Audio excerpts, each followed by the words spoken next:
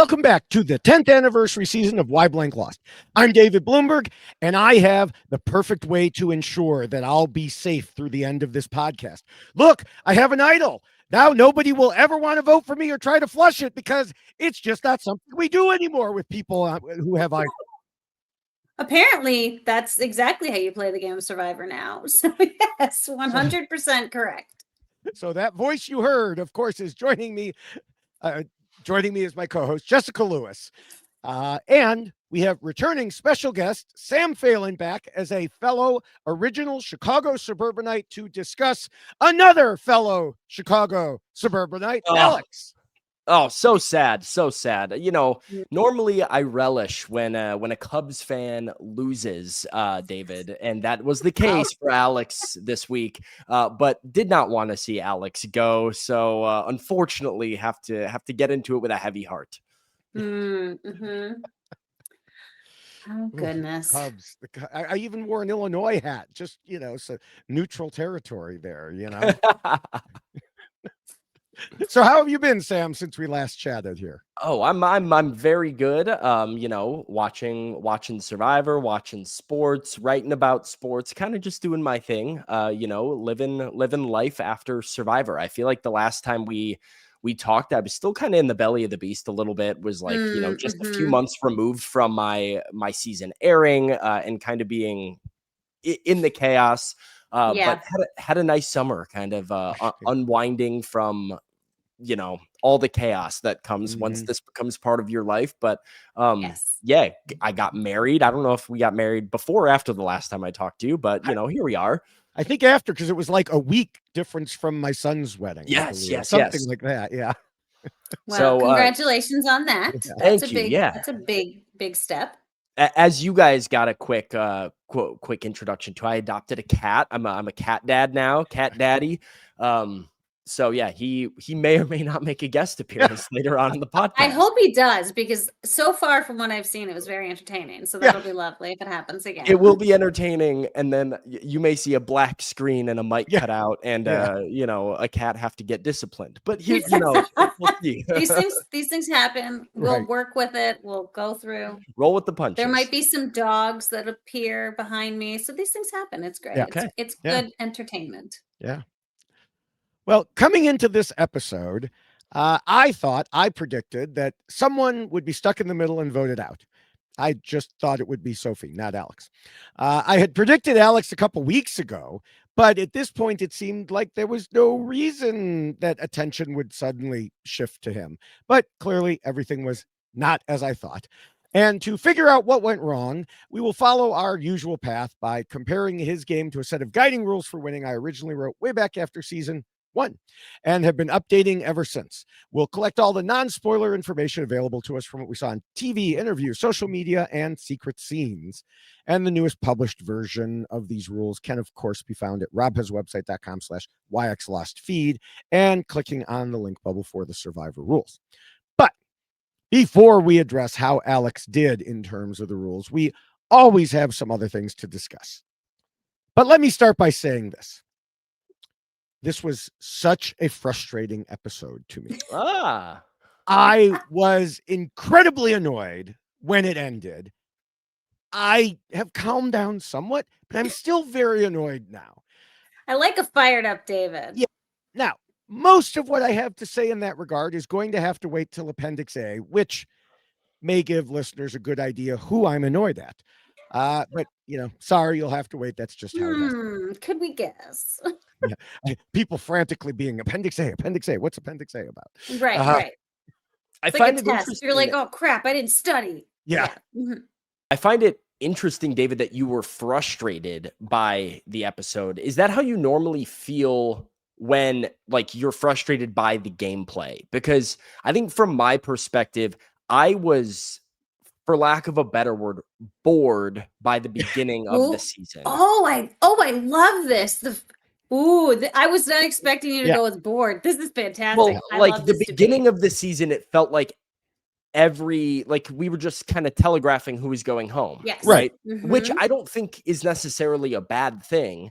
I think you see and I've kind of maintained this take for a while, some of the best seasons have awful pre-merges because some of the nothing burger characters, so to speak, are going home early. And then the people that you really care about that are like the stars of the season end up fighting it out late, which makes for an epic kind of post-merge. Right. And I kind of felt like that's where season 49 was going. And so I think, while some of the decision making in this episode could be frustrating, I do think the last 2 episodes, especially, you could argue 3 episodes, have all been pretty exciting episodes as far as a not knowing what's going to happen standpoint, and understanding at least like how many different, like, we went into tribal council with a handful of different options of what could possibly go down versus I felt like earlier in the season, it was like, all right, so they're probably just voting out Nicole, and it tended to be what we thought. Yeah, no, I agree with everything you said.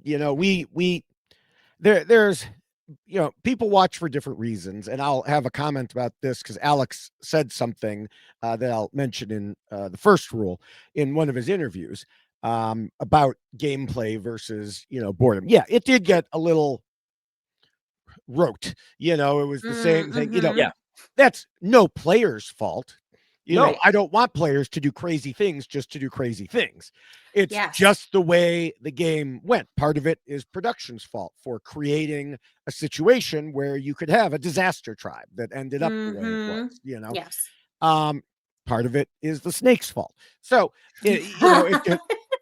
although the snake actually saved us from a couple of things. So, but this episode, the frustration, well, like I said, we'll get to it. I don't want to get to it too much here, but yes, I get frustrated when I see people who I think are fairly smart and good game players do things that look very dumb to me.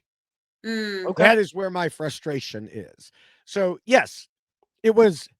We'll have to get into it. We'll have to get into it. We will. Wait. And I do feel like what Sam, you said, it is kind of a roller coaster season, right? Because at the beginning, yes, I can understand completely that idea of like, this is kind of boring but then again, there's kind of a shift when it goes from like, well, there was excitement, but you're also just like, wait, what? Like, what is happening right now? Like, why is this happening? And it does become frustrating. And then so it's like, I don't want to be bored. I want to be entertained, but also I don't want to be frustrated because you're like, there's this whole like mix of emotions that are happening while you're watching. Yeah. And that's why we will talk through it and make some determinations about some things. Yes. So I have a feeling David and I are going to disagree later. I can't. I can already tell that this is very exciting. I can't wait. But we have to wait. We have to get there. You're not allowed to jump ahead, Sam. Yes. So let's discuss something else a little different then, which is the big job reveal by Savannah. Oh yes. Ooh. This to me was such a nothing burger. But I will say, and Rob discussed this a bit on the recap with Dr. Evie, it seemed like sharing even this meaningless piece of information made Soph feel like Savannah trusts her. So I guess from that standpoint, it was a good move. But part of it is because it was such a nothing that it wasn't going to make Soph suddenly see her as a big threat.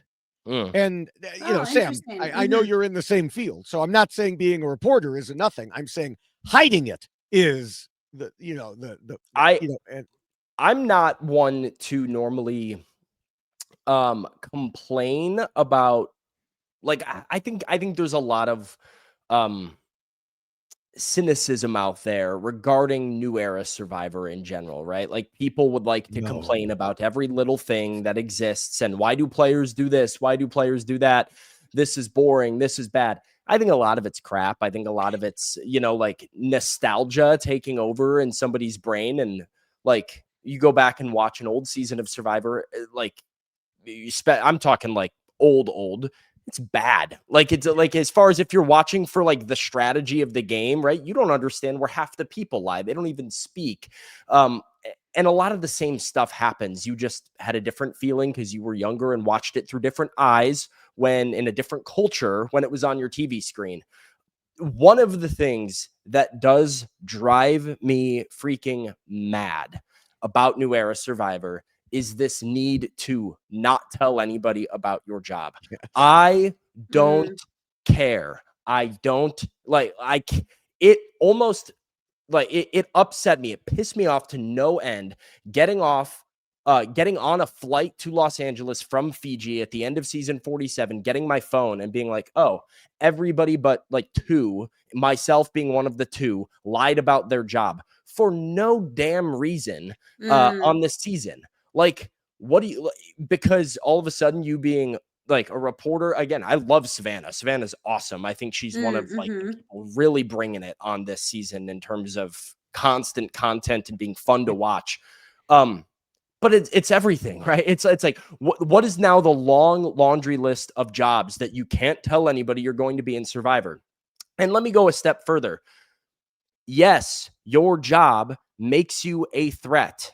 That is the case for everyone. You know why? Because when Jeff casts you, one of the questions they ask you is, how does that relate to the game of Survivor? How is that going to help you? It's one of Mike Bloom's questions in the preseason press is, what is your superpower? How is your experience in reporting, in being a busboy, in sales, in marketing, in social media management, whatever? How many times have people talked about how their skills from their job will apply to the game of Survivor? It can apply to literally any career ever. So we don't care. I do wish the show would stop with that. And I wish the players particularly would stop, because unless you are like, the only time it's fine to me is if you're a millionaire. If you are rich, don't tell anybody, because I do think there's a natural thing of people won't want you to win money if you already have a bunch of money and you're going up against somebody who people view as more deserving. Totally understand that. But lawyer, salesperson, marketing, reporter, TV person, whatever, I don't care. Just like, I feel a little called out right now. Why?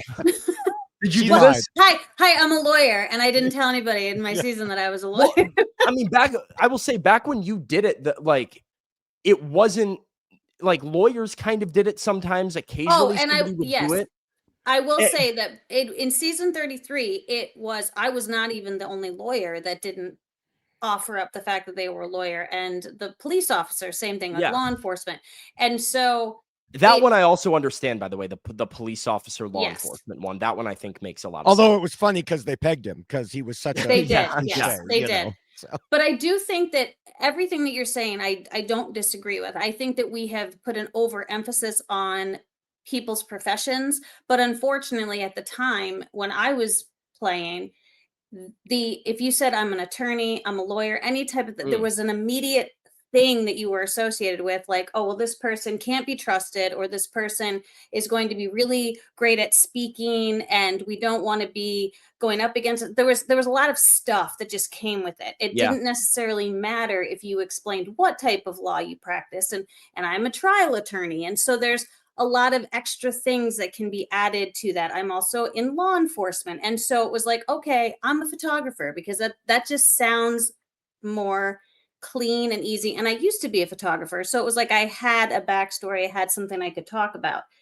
And I do think now, though, it was like the salesperson component popped up a few seasons back, and it was like basically every season where it's it's like okay, all a of a lawyer sudden, one season, a salesperson, a marketing person. I'm not going to tell anybody that I do this because of this is how it can be perceived. Right. My problem, and here's my take on it, is just that I think, like I said, it can be applied to any job, and I just think it's something people latch onto to justify why they want to vote somebody out that they already wanted to vote somebody out. Yeah. It's like, hey, I don't like Jessica. I want Jessica to go. I don't trust Jessica. Well, I learned Jessica's a lawyer, and now bing, I can go sell that to other people in the tribe as like why we need to do it. Right. Versus if you're my best friend and my number one and you're a lawyer, I'm probably not immediately like, whoa, as we see with Sophie and Savannah, like a relationship that already exists. Hey, I'm a reporter.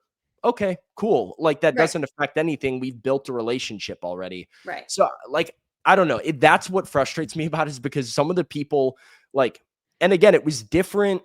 You go back to season whatever 15, and you've got people, hey, if you're a lawyer, you're certainly different and perceived different than lunch lady Denise, right? And like in your Mm, careers and like yes. how it can set you apart from people. They cast a particular type of person now. These are they don't cast dummies. These are people with intellect and Oh social my like gosh, you are not intelligence. kidding. Yeah. And Mm-hmm. so it's like, it's like going and being like, I'm not going to tell anybody I'm a super fan of Survivor. It's like, man, everybody knows what they're doing. Everybody knows what they're talking about. That's not something that you need to like Right. particularly make it a point to hide. I mean, Yeah. I actually, I believe I took that out of the rules, or at least I put in something, kind of a disclaimer there. Because, yeah, there used to be something in the rules that said, don't tell people you're a super fan, because they will immediately look at you and go, you have got to go. But now everybody is. Now, Everyone is a super fan. there's a difference in, definition of super fan. Mm-hmm. There's the pandemic super fan. There's the, just started watching but binged every season in 3 months super fan. So yeah, there's different levels, but everyone knows what's happening now. Yeah. And I will say the Savannah way that she played it is my preferred version of this, which is eventually you tell somebody whatever. Where it does drive me nuts is when somebody plans on it to be like a final tribal council bomb that they're going to drop on like the somebody big of like, reveal. Yes. oh, by the way, I'm actually a sales executive. Okay. Thanks for sharing. Like, I don't, to me, if I'm on a jury, by the way, and somebody all of a sudden comes forward with like everything you thought you knew about me has been a lie. I'm like, yeah. Okay, I have no reason to vote for you then. Like that takes away all of my personal relationship with you. I'm going to probably vote for the person I did get to know. Yeah. No, and that is fair. And I do think that there is an issue that comes with it, that if you are going to not say what you do, I agree. Like the big reveal at the end is not necessarily going to do anything for you, because yes, you've essentially been lying to everyone the whole season. So they might not appreciate that. And so you really have to be very cognizant of that decision, what that decision can do for your game, and how it can affect your ability to get to know people and to connect with people, because you aren't being completely honest with who you are. So you really got to stick with it until the game is completely over, if that's the decision you're going to make. But I also do think it needs to make sense. It needs to make sense as to why you're doing it. And I do agree. I think Savannah's reveal makes sense in her circumstance, because she's sharing information with someone she's already close with, and it's going to help build that relationship, but it also doesn't make her more threatening in Sophie's eyes. So it balances itself out there. So I can appreciate Savannah kind of working through that whole process in making that decision to tell Sophie about it. So we'll see how it shakes out, because if Sophie decides to not tell anyone as Savannah requested, then she's in a good place. Let me throw out this side of it too, because I hate to spend so much time on this one detail from the episode. But I think I've talked with Rachel from my season about this before.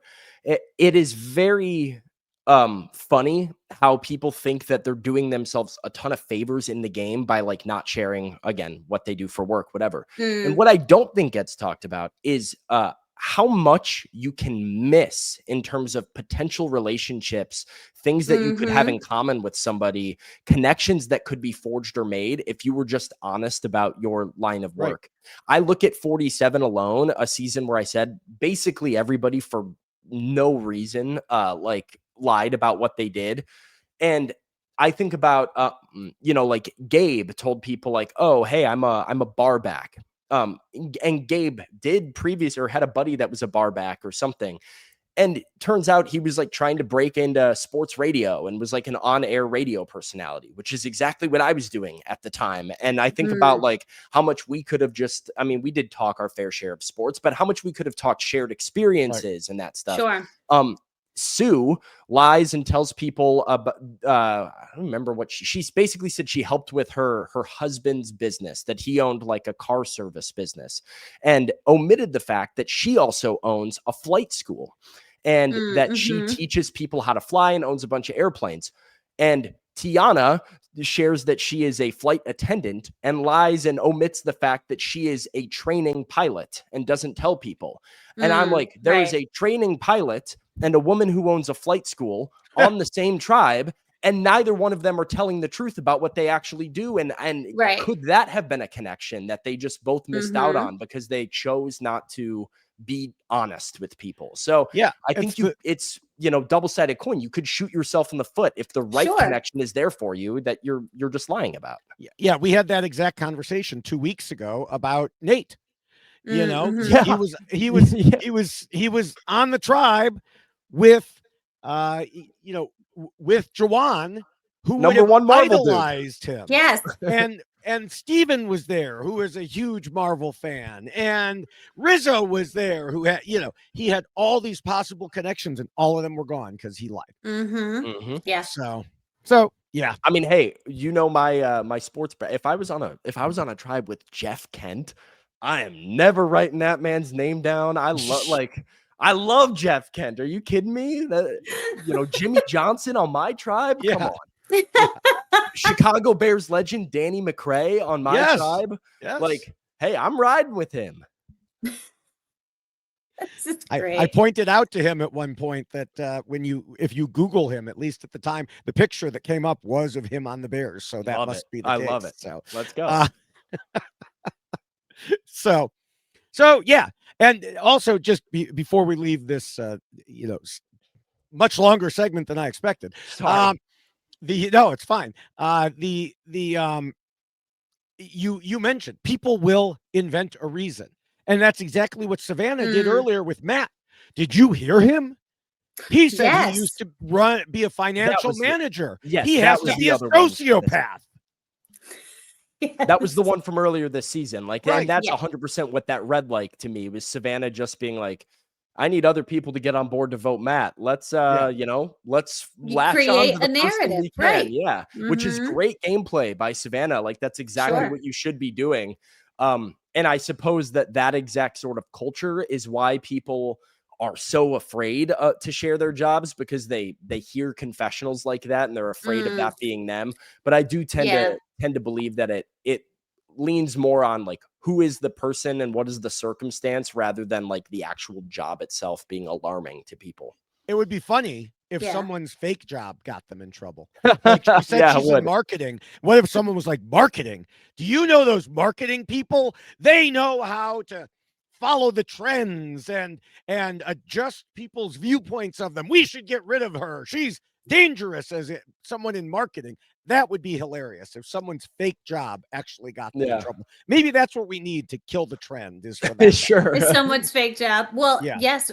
Yeah, that would be fascinating to see. And I do want to add just one extra little thing here, which is kind of an out of game thing that can affect in game. When you're going through the actual process, production tries very hard to like also not allow other people to figure out who you are really, right? When you're like going through finals, when you're in LA. And so they're very aware of how you're dressed and what you're looking like when you are amongst mixed company, where they can actually see you if they're coordinating things to like bring you somewhere else where you have to be interviewed and they want you to dress differently. So I feel like that probably feeds into people's ideas as well, because they're like, oh, well, but production's already making it seem as if people see me in a suit walking around, they're going to know that I matter. If I'm, it's like, so you start reading into what production is also doing, and then you start kind of adding it to your game as well. And it might be something production does on purpose. I don't know, but I do think that can also affect people's determinations or decisions about how they want to represent themselves amongst the players. Okay. Well, speaking of Savannah, which we were to start this, my son pointed out to me that apparently nobody mentioned the missing vote from last week. He thought maybe he'd like dozed off and someone said something. And no, I was like, nope, they didn't. It should have been obvious, which I pointed out last week. It should have told them something. about Right. Savannah, that either she lied and she never had a vote, which I would think would piss them off, or Mm, something else weird happened, like it actually did. But it seems to have just completely passed them by. Yeah, yeah. it's weird. This is where I might get frustrated. Like, this is the type of thing. And it just depends on what season you're on, I suppose. This group didn't notice it. I don't think they thought about it too much. I don't even necessarily know if Savannah thought about it too much. Mm, Like, I remember, put it this way. When we were at the final 8 of Survivor 47, Rachel went on her journey to get an advantage, whatever sort of a thing. Um, Rachel claimed to have come back she claimed to have lost her vote, is what she claimed to us. Us being me, Genevieve, and Kyle, the 3 people not in her alliance that she didn't want to tell. And so I had a conversation with Genevieve that afternoon, as everybody was sort of planning to vote Kyle, and we didn't want Kyle to go, knew we probably couldn't stop it. We're just trying to make up our plan. And we tried to concoct some sort of a split vote that would expose Rachel's vote. Basically, like, knowing, right, the math behind, hey, if there's 6 votes in the urn, right, Jeff has to read that 4th one if it's 5-1 and it's a 6 vote thing, he has to read that 4th vote for the majority person in order to be like, lock it in. So we were trying to come up with what exact split, like, do I burn my vote on Teeny just so that Jeff has to read the extra vote for Kyle and we can verify the fact that Rachel voted. So, like, it was something that we were very much noticing. interesting. I know the other people on my cast, like, a few of them would have clocked that stuff immediately and were paying hyper attention to it. I don't even know if it mattered. I looked in, like, the urn and counted the parchments that were in there before I voted to read Rachel. Like, I think they might put, like, dummy ones in there. So I voted last.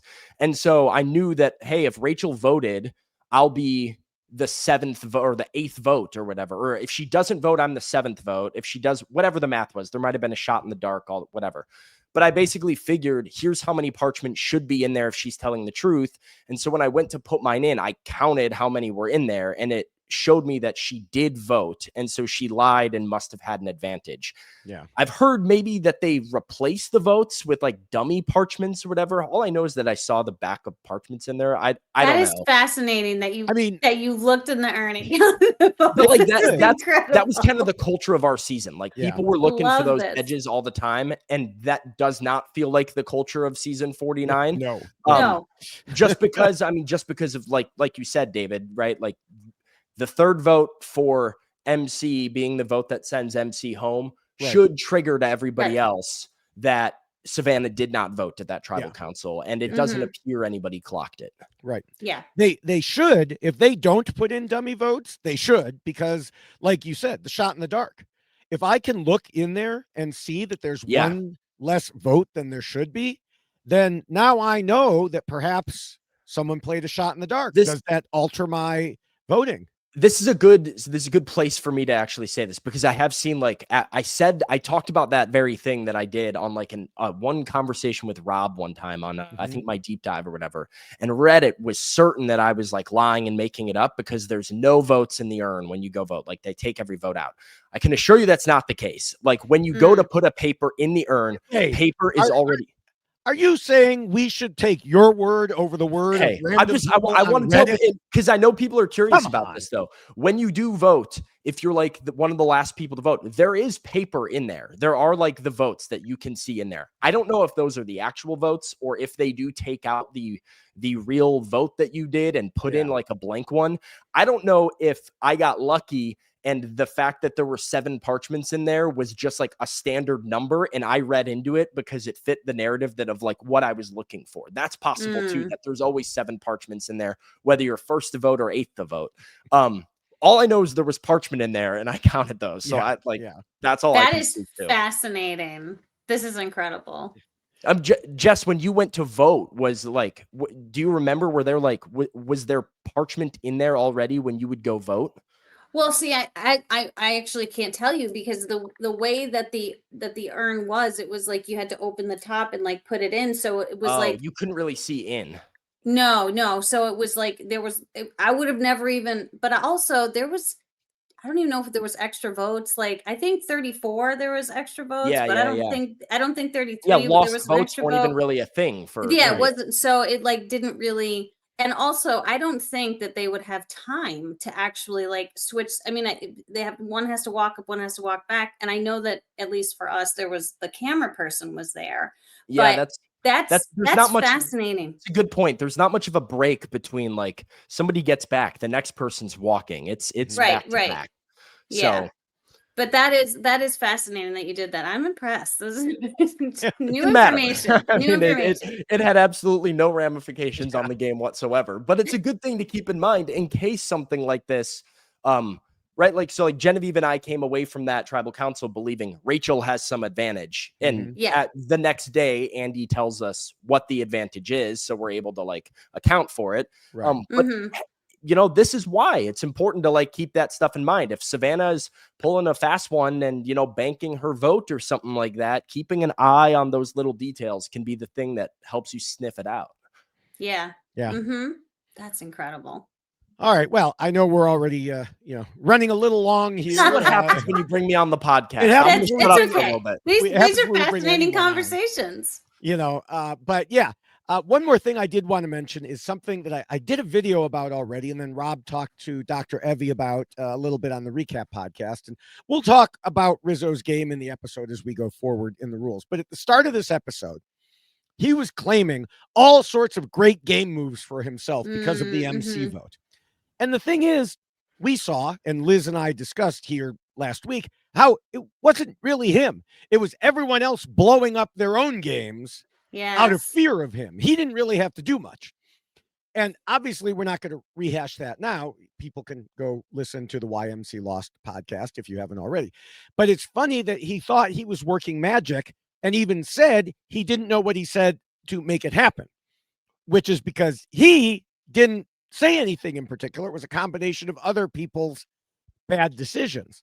Now, I mentioned that I posted this as a video already, and a few people there commented to argue with me and even accused me of not liking Rizzo because I said this, which is a pretty standard dumb thing to say whenever there's an objective look at someone that one of these people is a stan of. And if I hadn't blocked a couple of them, I'm sure they'd be confused as I'm about to give Rizzo praise for his gameplay in this episode. Yes.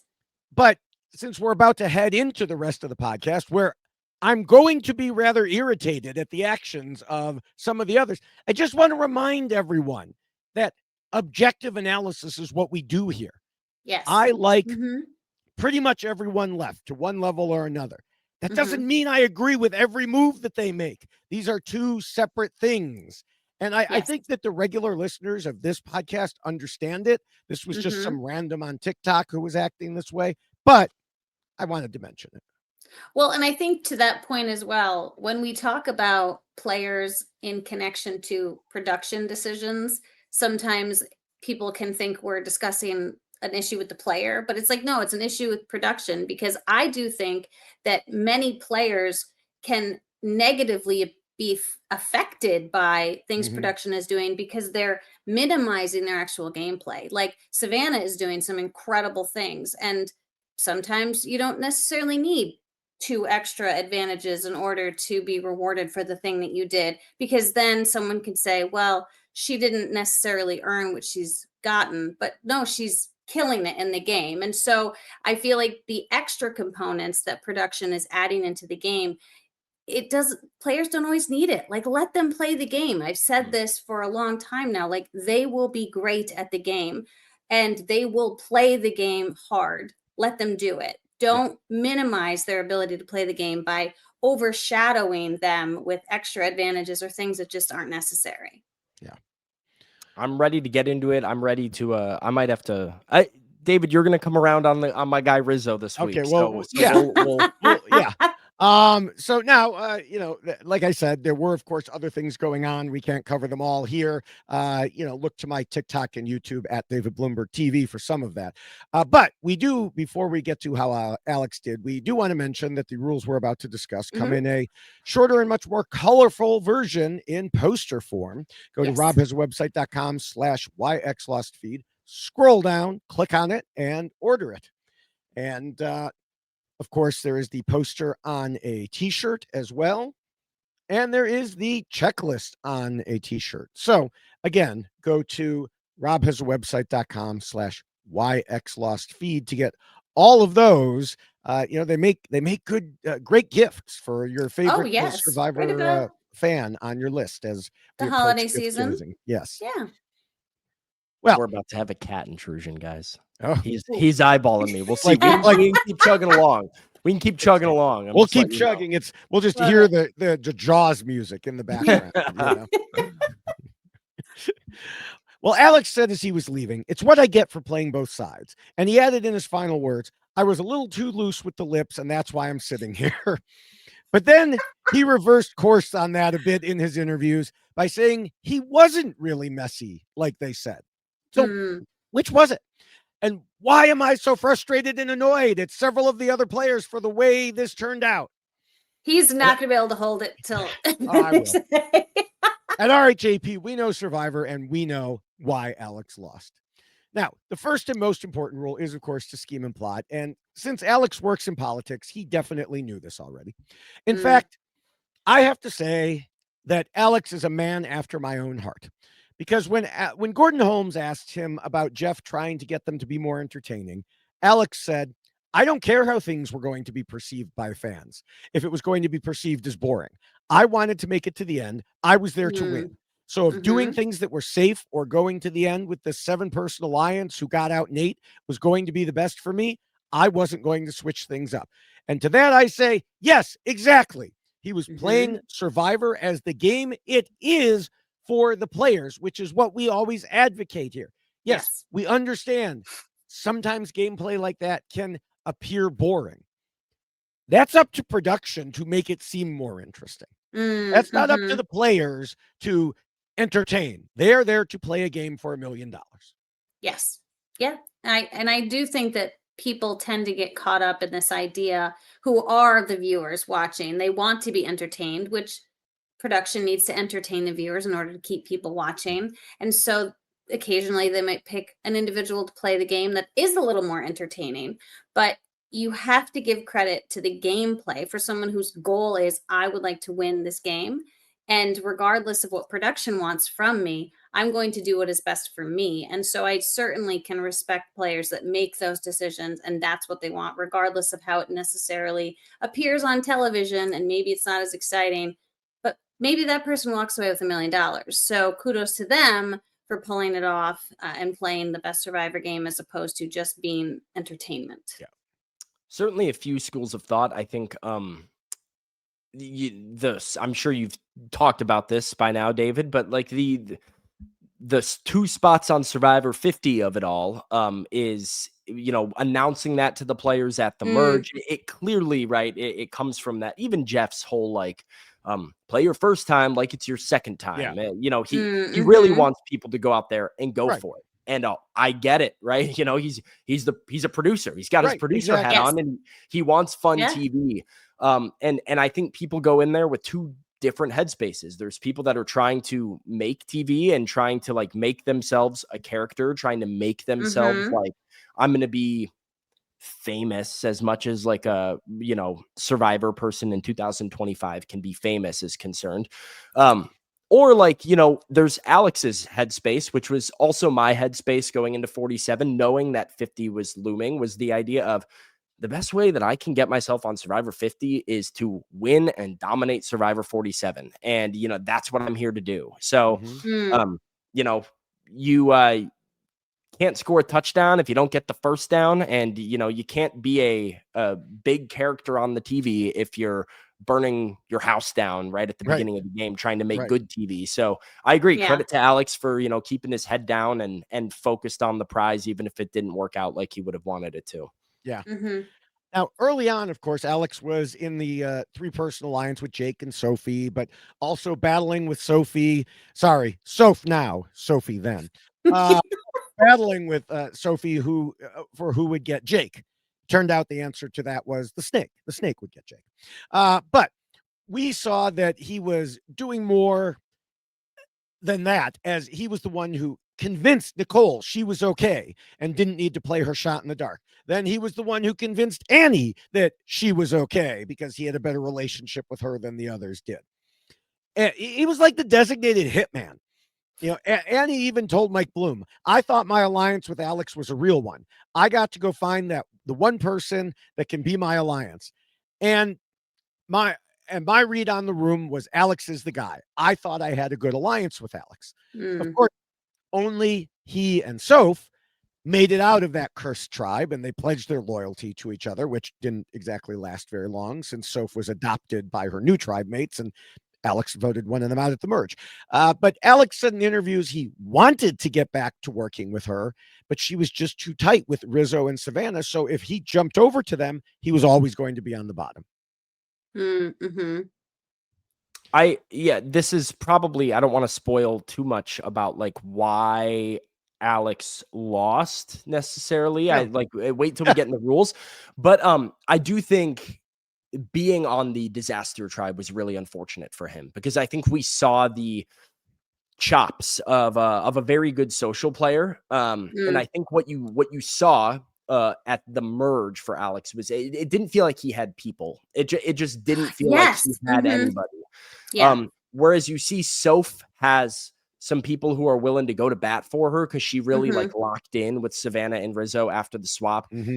I don't feel like anybody had Alex's back like that. And you have to wonder if that's, I give him credit, even though he voted out people who possibly could have had his back in Nicole and Annie early on, right? He pretty accurately read the room, knew that, hey, this is a disaster tribe and this is the majority group. And he found a spot in there and controlled his way all the way to the merge and, or to the swap rather. Full kudos to him for getting that done.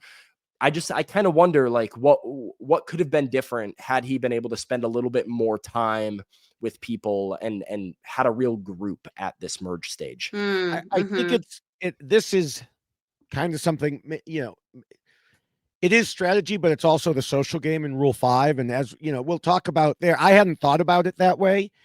So maybe remind me when we get there. Yeah, but we'll come back to it. But I think you're right. But one thing I will disagree with you on is I don't think he would have played differently elsewhere because that's I fair. think he was playing the same social game on his original tribe as he was at the merge. He was friends with everyone. That's why he was, as I called him, the designated hitman. Right. The problem, all of the people he had to keep sending out because they kept going back to tribal council. So it's like what comes first, the chicken or the egg, right? Yeah.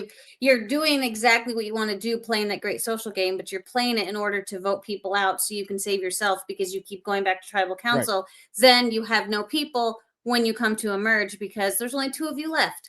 So it's a very unfortunate situation for him to be in, but I do completely agree. He didn't have anyone that really had his back. Like Soph has people now. Right. He was pretty good with Christina and Steven. We saw Christina sharing her idol find with those two. And he was good with MC as well. But again, when we get to Rule 5, I think we'll find out he was kind of good with everyone. Closer. Yes, it feels different. It doesn't feel like a ride or die kind of situation. Yeah. So I think it seemed like he was in a good spot, but then Rizzo saw that he seemed like he was in a good spot and decided he didn't want Alex to be in a good spot. He wanted Alex in a spot on the jury. So he decided to convince the others to make him a common enemy. And he was not in any way restricted by the truth, as he embellished small things Alex had said earlier and just flat made up other things. As Alex told Mike Bloom, he really was spinning every little thing I would say to him to my demise. And now, not to mention Appendix A again, but I'll have more to say about people believing Rizzo when we get to there. For now, suffice it to say, Rizzo completely out-schemed Alex in this crucial moment. Yeah, agreed.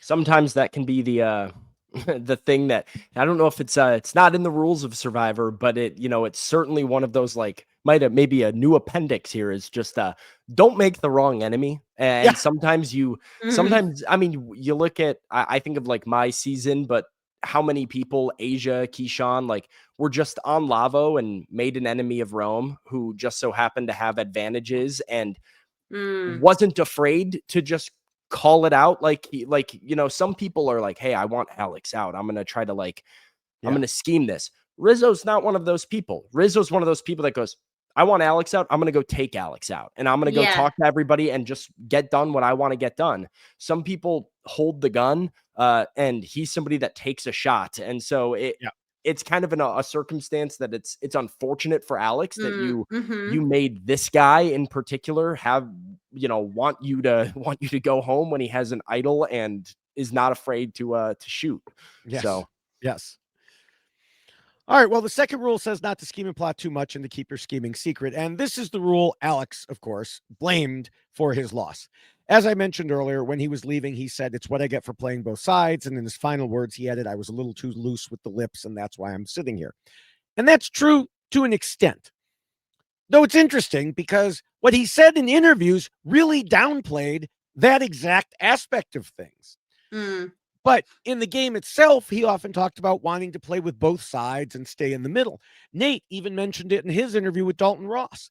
And Alex talked about hoping he could have Soph join him in the middle, but she was too pissed at him for voting out Nate and not telling her.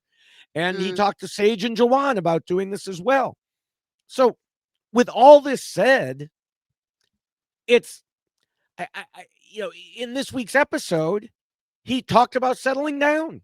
He said, this whole game I've been playing the middle. Now I need to find the group who wants to work with me and stick with that group. He finally decided to be a one alliance type of guy. And that was when people decided he was spreading himself across too many alliances. There's so many things that could be said. So many things. Just when you think you've settled down, people call you out on your behavior, your past behavior, and say, no. It's like a playboy who suddenly decides he wants to settle down and get married. And he said he's about to pop the question. And all of a sudden she finds out about all the women he dated before and gets mad at him, even though that's in his past. Well, this is what happens when it's a short game. Yeah. Fair. I think, I did see somewhere that Alex said, like, hey, if I got through this vote, he felt very confident. And it certainly does feel like the timing was just like he got caught right before he could really settle in like he wanted to. He played this middle game so well to put him in a position to maybe like sit in a majority with knowledge of an idol and like have a lot of power. And Rizzo just kind of caught him and sniped him right before he was able to get his footing. Yeah. I do think it's interesting too that playing the middle is often played up in Survivor as being like a great place to be because then you have options and you get to make a decision, right?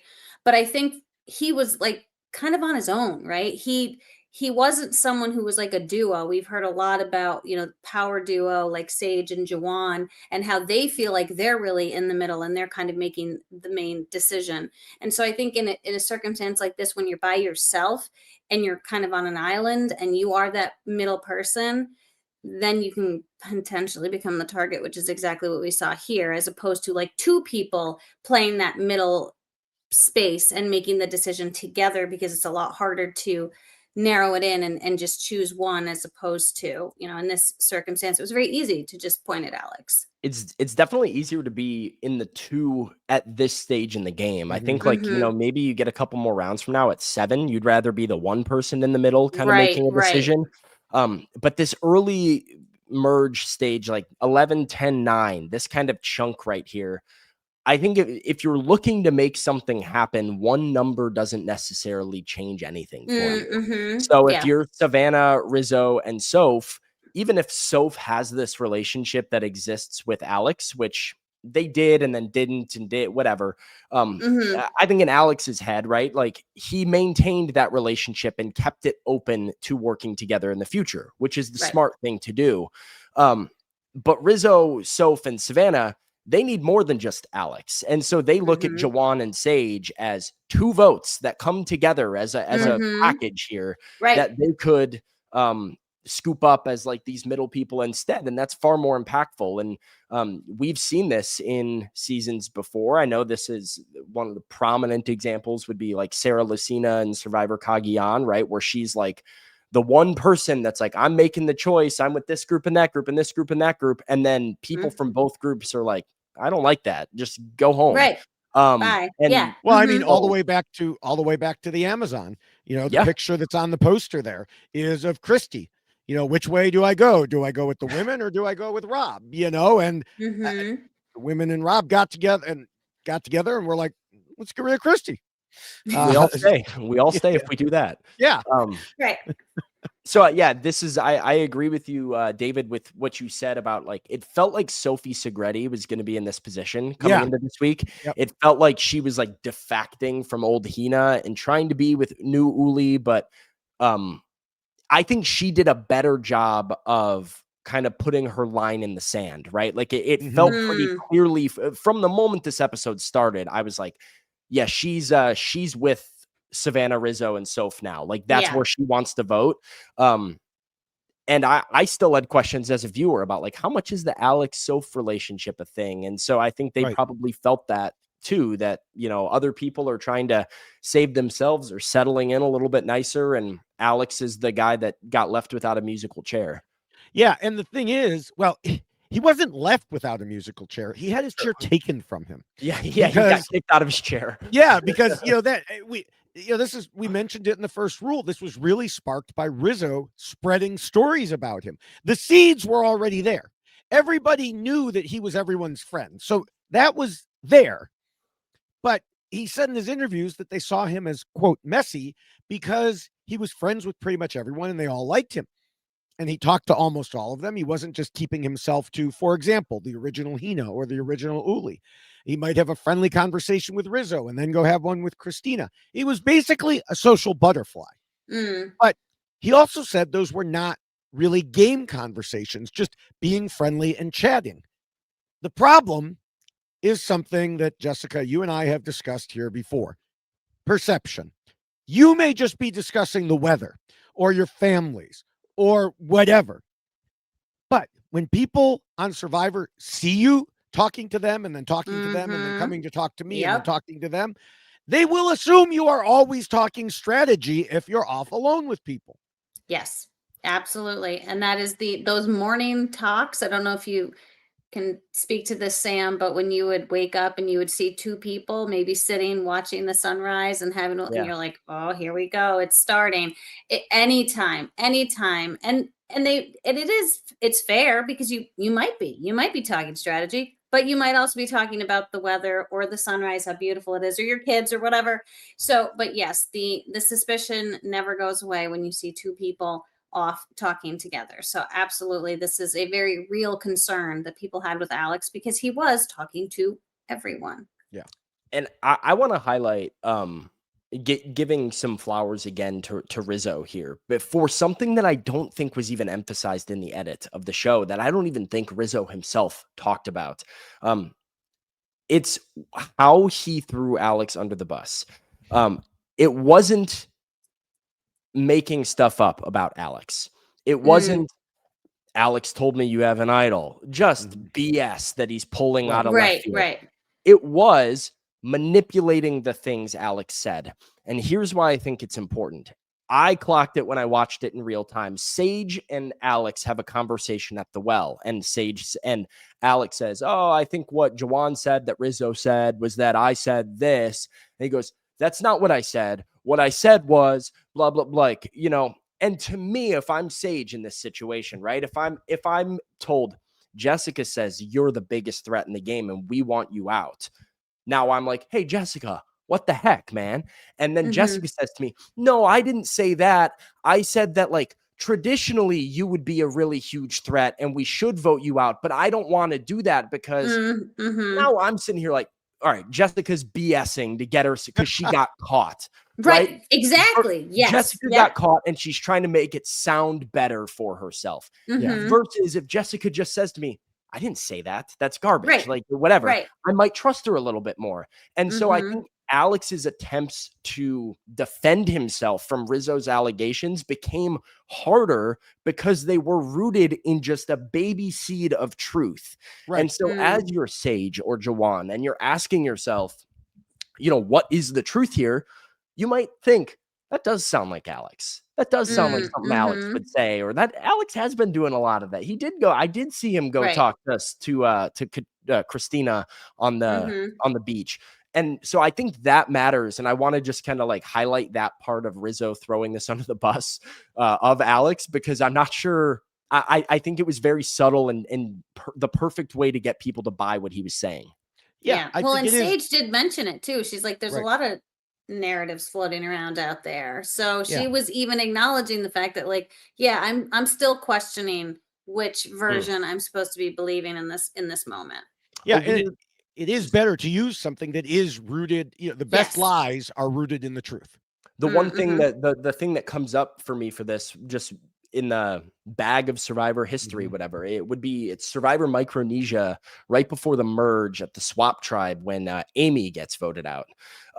And Eric is like the gimme head on a platter vote out here. And I want to say it's like Amanda and Ozzy and Sari are making the decision. I think that's the core group at this Swap Tribe. So Ozzy and Amanda and Sari are supposed to play with Amy, one of their favorites, like one of the all-stars that's returning. And Eric makes some comment about how Amy said that she was planning to vote out Ozzy and blah, blah, blah. And he embellished for sure, but it was rooted in a little bit of truth. And so then once Amy's confronted with that information, she kind of started spiraling. She starts crying. She breaks down at Tribal. And as much as they kind of believed in the moment, I do think Amy wants to play with us. I think Amanda, Sari, Ozzy are telling themselves that does check, like that does sound like something Amy would have said. And it saved Eric's butt and got him a lot farther in the game. Yeah. Yeah.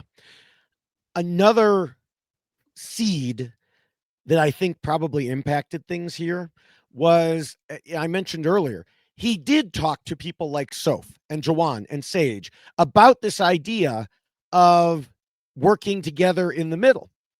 So if there are three people who already know he was talking about that, it contributes to what Rizzo was saying. Like I mentioned earlier, even Nate was thinking it. If you talk about people wanting to play the middle and then you or they decide not to play the middle together, and you're frequently seen talking to people in different alliances, it is not a difficult leap to decide that you have decided to play the middle. You're just not playing the middle with the people you were talking to. Right. Yeah. Totally. You're outing yourself, really. Right. All right. Well, we can move to the third rule, which tells players to be flexible. Sam, how do you think Alex did here?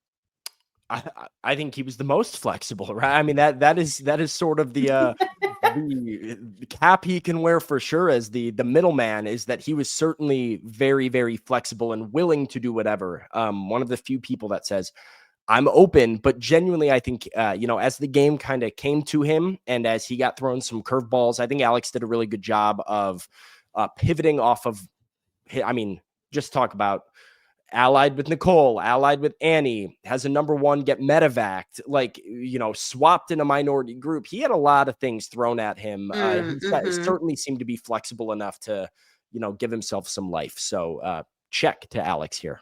Yeah. Yeah, I agree. I don't think there's much of a doubt that Alex was trying very hard to be flexible. And I mean, we just discussed that, a lot of his downfall was he was seen as being too flexible. And as just one example, he specifically said in episode 7, I'm playing both sides. I just want to be on the right side of the vote. And, we talked about how there were other aspects we didn't even see, like I just mentioned, him trying to get Jawan and Sage to play the middle with him. So I think he did well here, which, unfortunately, though, it circles back to him not covering it up enough, which we already talked about. Yeah. Not all agreed all around. Okay. Well, then the fourth rule tells players not to let their emotions control them. Jessica, did you see anything that caused Alex problems in this rule? No, I think that he really was playing such an even keel game that he didn't have any issues emotionally at all. And I almost feel like that was part of his problem in a weird way, because he didn't have, I mean, you were talking about how he had to like defend himself, Sam, right? Because he was coming across as just this person who was like, oh, but no, this is what I actually said. And so there was no like, I never said that. He didn't get Oh yeah. emotional, you know, like he didn't even utilize his emotions in a way to even lie about things. He was more just being like matter of fact, and like, no, this is what happened, and being very in the middle, which is what he wanted to do. So I don't think he had any issues as allowing his emotions to control him. I think he was trying really hard to keep everything in check, so he didn't end up appearing a particular way. But in actuality, maybe that would have helped him a little bit. I don't know. Yeah, it's a hard line. One of the things that I think is a super underrated skill for the game is just composure. Yes. Not a lot of people have it out there, surprisingly, and Mm-hmm. and some people present as very composed, but are going nuts up here. Yes. And one of the things that I try to tell myself all the time is just maintain your composure, like stay in the pocket here. It's Mm-hmm. okay. And I think Alex did that very, very well. He seemed to be Mm-hmm. super composed. And that's the hard part of it, is like sometimes maybe losing your composure a little bit and being a little bit emotional is what somebody needs to see from you to feel authenticity. But I Mm-hmm. do feel like for Alex, who is a very cerebral player, a very well-spoken guy, very strategic player, um, I think that this served him well in the game to sort of follow his logic and stay within himself a lot of the time. I wouldn't put this high on my list of like corrections that Right. needs to be made Sure. for Alex. Sure. Yeah. Mm-hmm. Yeah, I agree. I think he did pretty well here. Like, I mean, even in other aspects, like as close as he was with Soph, he knew he couldn't tell her about the Yeah. Nate vote, or else she'd pass it along and screw it all up. Um, Mm-hmm. I think one thing that people might have thoughts about is, well, he shouldn't have shown that he was surprised and disappointed. He lost his composure when Sophie returned from the split tribal council, uh, while MC was gone and Rizzo still had his idol. But he noted in his interviews they were confused and disoriented. It was pitch black. They had been asleep. It's, I mean, Mm. I also think he was the least guilty. right. Yes. I mean, we Yes. see a scene of Sophie talking to Alex about how she Mhm. was upset at the reaction back at camp. So I don't think Mm-hmm. she was particularly bothered by his reaction. Right. I Yeah. think the Mm-hmm. betrayal from Sophie's perspective was Christina and Steven, her Yes. original Hina people that she felt like she was in a hard alliance with, Yeah. being devastated that she's still there. That's got to be what doesn't feel good. I think Alex probably was the not one of the people that Right. she was worried about there. Yeah. Yeah. All right. Well, the fifth rule reminds players they need to pretend to be nice and play the social game. Now, as I mentioned earlier, he was basically a social butterfly. And, Sam, we discussed a lot of how being social impacted his game. So, how should he have used those social skills to better become a glue guy? Wow. Yeah. Well, it's actually funny because Alex brought up in his preseason interview that his goal was to kind of model my glue guy strategy in the game. And what I would say is Alex has all the skills of a glue guy, but a glue guy has to have a team. You got to be on You a need to team. actually glue things, right? Like, the idea of the glue guy when I first talked about it was it's sort of like the sports reference to the locker room guy, the guy that you always want to have around, the guy that maybe isn't always the best on the field, but he makes everybody else better around him. Mm. And so I do think Alex has that vibe to him. He has that magnetic feel.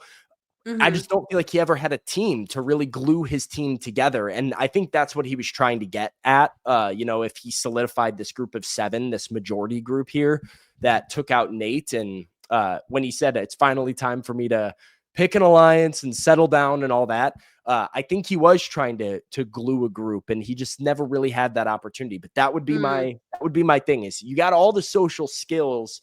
Try to build a squad, because that's you need it at some point. Yeah. Yeah. I mean, Mm-hmm. I think it goes back to something we mentioned already, which is perception.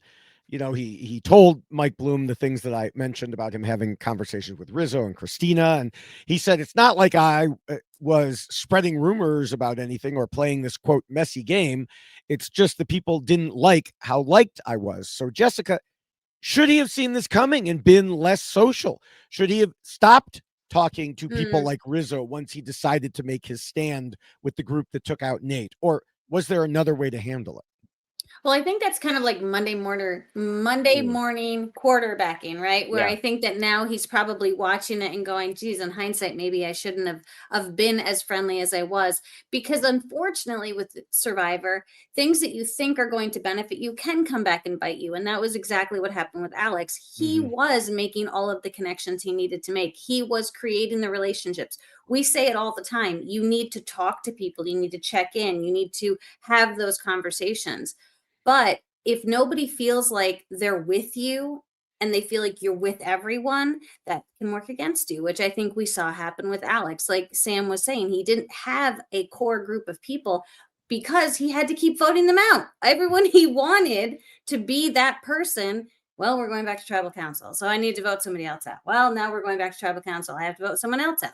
And so unfortunately, he found himself in a circumstance where he was building those necessary relationships, but because of the circumstances he was in, it wasn't really getting him what he needed to create that group, that core that was necessary. So yeah, it's hard to know if he could have done anything differently because you have to play within the game that you were given, right? Yeah. And Alex was trying to do that. And I do think in Alex's mind, he was saying it, then I have to get past this vote and then that's it. I make my decision. Unfortunately, Survivor doesn't wait for you to be ready. You have to be ready when it happens. And so he needed to be ahead of where he was and needed to make that decision clear, which is why I think Sophie, Yellow Sophie, was in a better spot because she immediately, you said it, Sam, she She made the knew. line in the sand. Yeah. She went right away to Savannah and to Sophie and said, listen, they cut me. Like, I knew I was on the bottom. They made it very clear I'm not wanted. I'm yours. Like, this is it. And that was what he needed to do to really solidify himself somewhere, to be like, this, I'm on this side. I'm with you. Pick it as soon as you can. You can't wait, because this was the moment for him. And unfortunately, he found himself to be on the outs and was the easier person to target as opposed to Sophie, who had really solidified herself with people. I do think one of the things that came to mind for me just as you were talking there, Jessica, was I forgot about this, but right at the merge, I really wanted Alex and Soph to play this not necessarily middle game, but I think they got dealt a really good hand being on opposite split tribes. And Yes. Alex seemed to be in with those Hinas, like coming out of that group, and clearly because he's in on the Nate vote, and Soph is really in with Rizzo and Savannah. I think that presented both of them with an opportunity to basically scratch each other's back, right? Like, hey, Yeah. Alex, you guys make sure that it's not me or any of my important people going home. And if we can pick off just enough folks, you can pop over here with us. And by the way, we have an idol and we've got all this power. And now all of a sudden, Alex and Soph are, relying on their relationship that they forged, and he could have people. The problem that I think wasn't clear to me until listening to Alex's exit interview was that he sort of felt like the relationship with Soph was more of a rivalry than a partnership from the get-go, that they were sort of competing for Jake's affection as like their number one. And then Jake being pulled from the game left them being like, us too, I guess. And Soph had no choice. I mean, Alex is sitting on an idol. So it kind of forced them together more than like them wanting to choose each other with undenied trust. That's and funny. The problem with one of those relationships, if you're going to do this, I mean, we just saw like the Kyle Camilla deal, right? Like the secret duo, is you have to have a whole lot of just trust, man. Right. Like you have to absolutely put all your eggs in one person that they're going to have your back. And so I think what what really had the walls closing in on Alex was the fact that he didn't have that kind of a relationship with Soph. And Soph did make those relationships with Savannah and Rizzo. And she did feel like she had people who would ride with her. I think he correctly read the idea that, like, I think it ultimately might have done him in that he didn't tell Soph about the Nate vote. But I also think he tells Soph about the Nate vote and she probably does go blow it up, which also goes very bad for Alex. Yeah. And so Yeah. it was a hard situation that he was kind of put in there, trying to tiptoe around. But yeah, I don't know. Just some thoughts, I guess. Yeah. One thing, going back to a couple of things both of you have said, I just want to kind of put this on the record here. I am not convinced that Sophie, Yellow Sophie, is indeed fully on board with the Savannah Rizzo Soph. Oh, trio. she's not. No, I think So- she is reading the room, and she's like, this is where I need to be right now. Yeah. And I think, we'll talk a little later, I think probably in Appendix A, about some of the things she said at Tribal Council that really just drove me nuts. But I think that she has a plan. Yeah. And I think she thinks that she will be able to hop back with like Juwan and Sage to turn on them. This is my thought. And we got a few hints of this in the episode of her saying, I'm not sure who I want to go with. So I just want to put it on the record. I don't think she is 100% solid with them. She is, she is not as solid with Rizzo and Savannah as other Sophie is. Yeah. I would agree with that. All right. Well, we could go to the 6th rule, which warns against being too much of a threat. And as we often talk about, you don't have to be a threat to everyone, just the people that matter. One person. Yep. And as Alex told Mike Bloom, Rizzo saw me as that strategic threat. And so that's why he was making up lies and embellishing things. But I just thought other people saw that too. And a couple things here. One, I think Rizzo was absolutely right to clock Alex as not just a threat, but someone he could turn the others against, even though Alex was not really a threat to their games. But Rizzo did a great job in convincing them that he was. As Juwan, for example, said, this is taking a shot at a potential threat to my game and my allies' game. And I'm sitting here on the couch going, no, it's not taking a shot at someone who's a threat to your game. But what mattered is Juwan believed it. Yes. Yeah. Yeah. And the thing that you end up, I think in this moment, you build up the person you're talking to, right? Because what Rizzo is doing is he's making Juwan feel better about himself because he's making it about Juwan. He's not making it about Rizzo. He's like, listen, he's going to be a threat to you. And so then Juwan, who feels like he's in a great position in this game, is then hearing someone else confirm, like, he's coming after you because you are such a great player. Like, this is what Juwan is putting together in his head. And so I think by taking this approach, you're making Juwan feel better about himself. You're making Juwan think, I'm in control of this. Like, this isn't Rizzo telling me what to do. This is Rizzo just pointing out some things that I should be aware of. And then you let the wheels spin. And so it is a really great way to approach it. Even though Rizzo is in everyone's face and saying these things, he's giving them something to think about, but it's a direct effect of their own game. It's not a selfish thing Rizzo is doing. It's like Rizzo's like, I'm looking out for you. I'm trying to help you.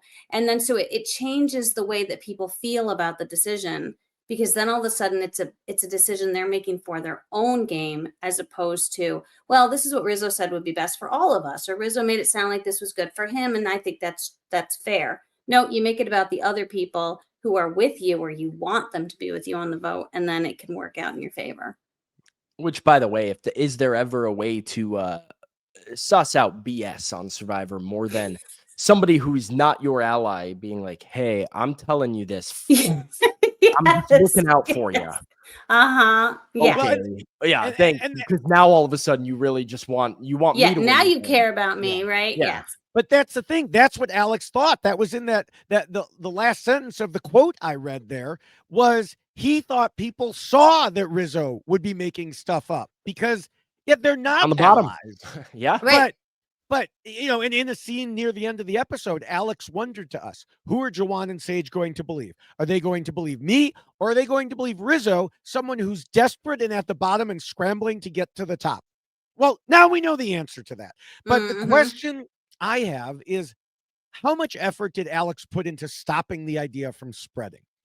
He seemed to think it was so obvious that I wonder if he really pushed back much. Well, I agree, David. This is fully like, that was my takeaway as I'm watching this scramble unfold, is if this happened to me, I would be losing it. I would be I would be looking my people, like the people that I want to play with, in the eyes and being like, hey, I voted out Nate with you. I didn't tell them. This is who I'm with.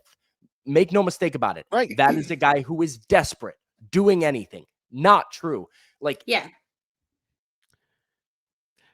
So while Sam fixes his mic, he just, I would think that from working in politics, he would know there is no idea that is too dumb that someone out there won't believe it. And it can gain momentum that way if people don't push back hard enough. Yeah. I could list maybe it is the political response to it, though, that is a problem. Like the idea that, hey, I'm going to play, like, politically, I'm not going to give this too much attention, right? We're going to I'm confident. I'm going to express confidence. If you exude confidence to your people, they will get a confident feeling from you. And that's why I brought up the thing I brought up earlier about the specific type of lies that Rizzo made up and how it set Alex up in this position to be like, well, that's not exactly what I said. Exactly what I said is a very political answer. And so now it starts to feel like, okay, there's something to this. And it doesn't give Alex necessarily that kick in the butt to be like, that's crap. Absolutely not. Don't let him tell you that. And I would say that in his politics and in Survivor, you do need to directly address these things, or else, I mean, in politics, you end up with some very bizarre laws that make things illegal that don't actually exist. I mean, there are states passing laws against chemtrails right now. Chemtrails are not real, but nobody was willing to go. I mean, there are some people out there pushing back against it, obviously, but I think a lot of people would be like, those people are crazy. We're not going to deal with them. And I think that's the same sort of attitude here. He's like, it's so crazy that they would believe Rizzo that I'm not even going to dignify that with an argument. You have to dignify it with an argument. Yes. And especially in a situation like this where everyone is in an emotional state that is not where a regular person would be, right? You haven't eaten, you haven't slept. You're under this like constant stress and pressure. You're trying to play this game. You're trying to suss out who's lying to you and figure out who's on your side and who's not. And so sometimes you have to like fight fire with fire in a situation like this. And you have Rizzo who's coming hard and saying things. You need to come back with that same energy, because if you don't, then this is the read that people will put on it. And I do think that he probably did fall into that idea that, well, they're going to see this for what it really is. But he also knew he was going to be getting votes. And so he was aware that his name was going to be coming up. So he should have gone to his people and said, listen, I know that Savannah is voting for me. I know that Rizzo is voting for me. Why do you think Rizzo is running around saying these things about me? They're voting for me, so like they of course want you to vote for me. So then I become the majority vote. So that would have certainly, I think, put him in a better place, because he could have reminded them, like, if you know that they are voting for you, then why would you not fight back against what Rizzo is saying about you? Because you are well aware of what his intentions are. One of the things that I'm curious about is Alex seems to very accurately clock this very thing, right? Rizzo's on the bottom. He's doing whatever, kicking and screaming, throwing everything at the wall. And I wonder how much the perception of Rizzo and Savannah, for that matter, possibly made people not alert to this. We hear basically everybody in the tribe say, Rizzo's so overconfident, he's not going to play his idol. He's so cocky and overconfident right now. Look at Savannah and Rizzo. They're so cocky and overconfident. We even see Juwan talk about, Rizzo thinks he's got me. He thinks he seems like he really wants to work with me, and he's overconfident thinking I'm with him, but I'm not with him.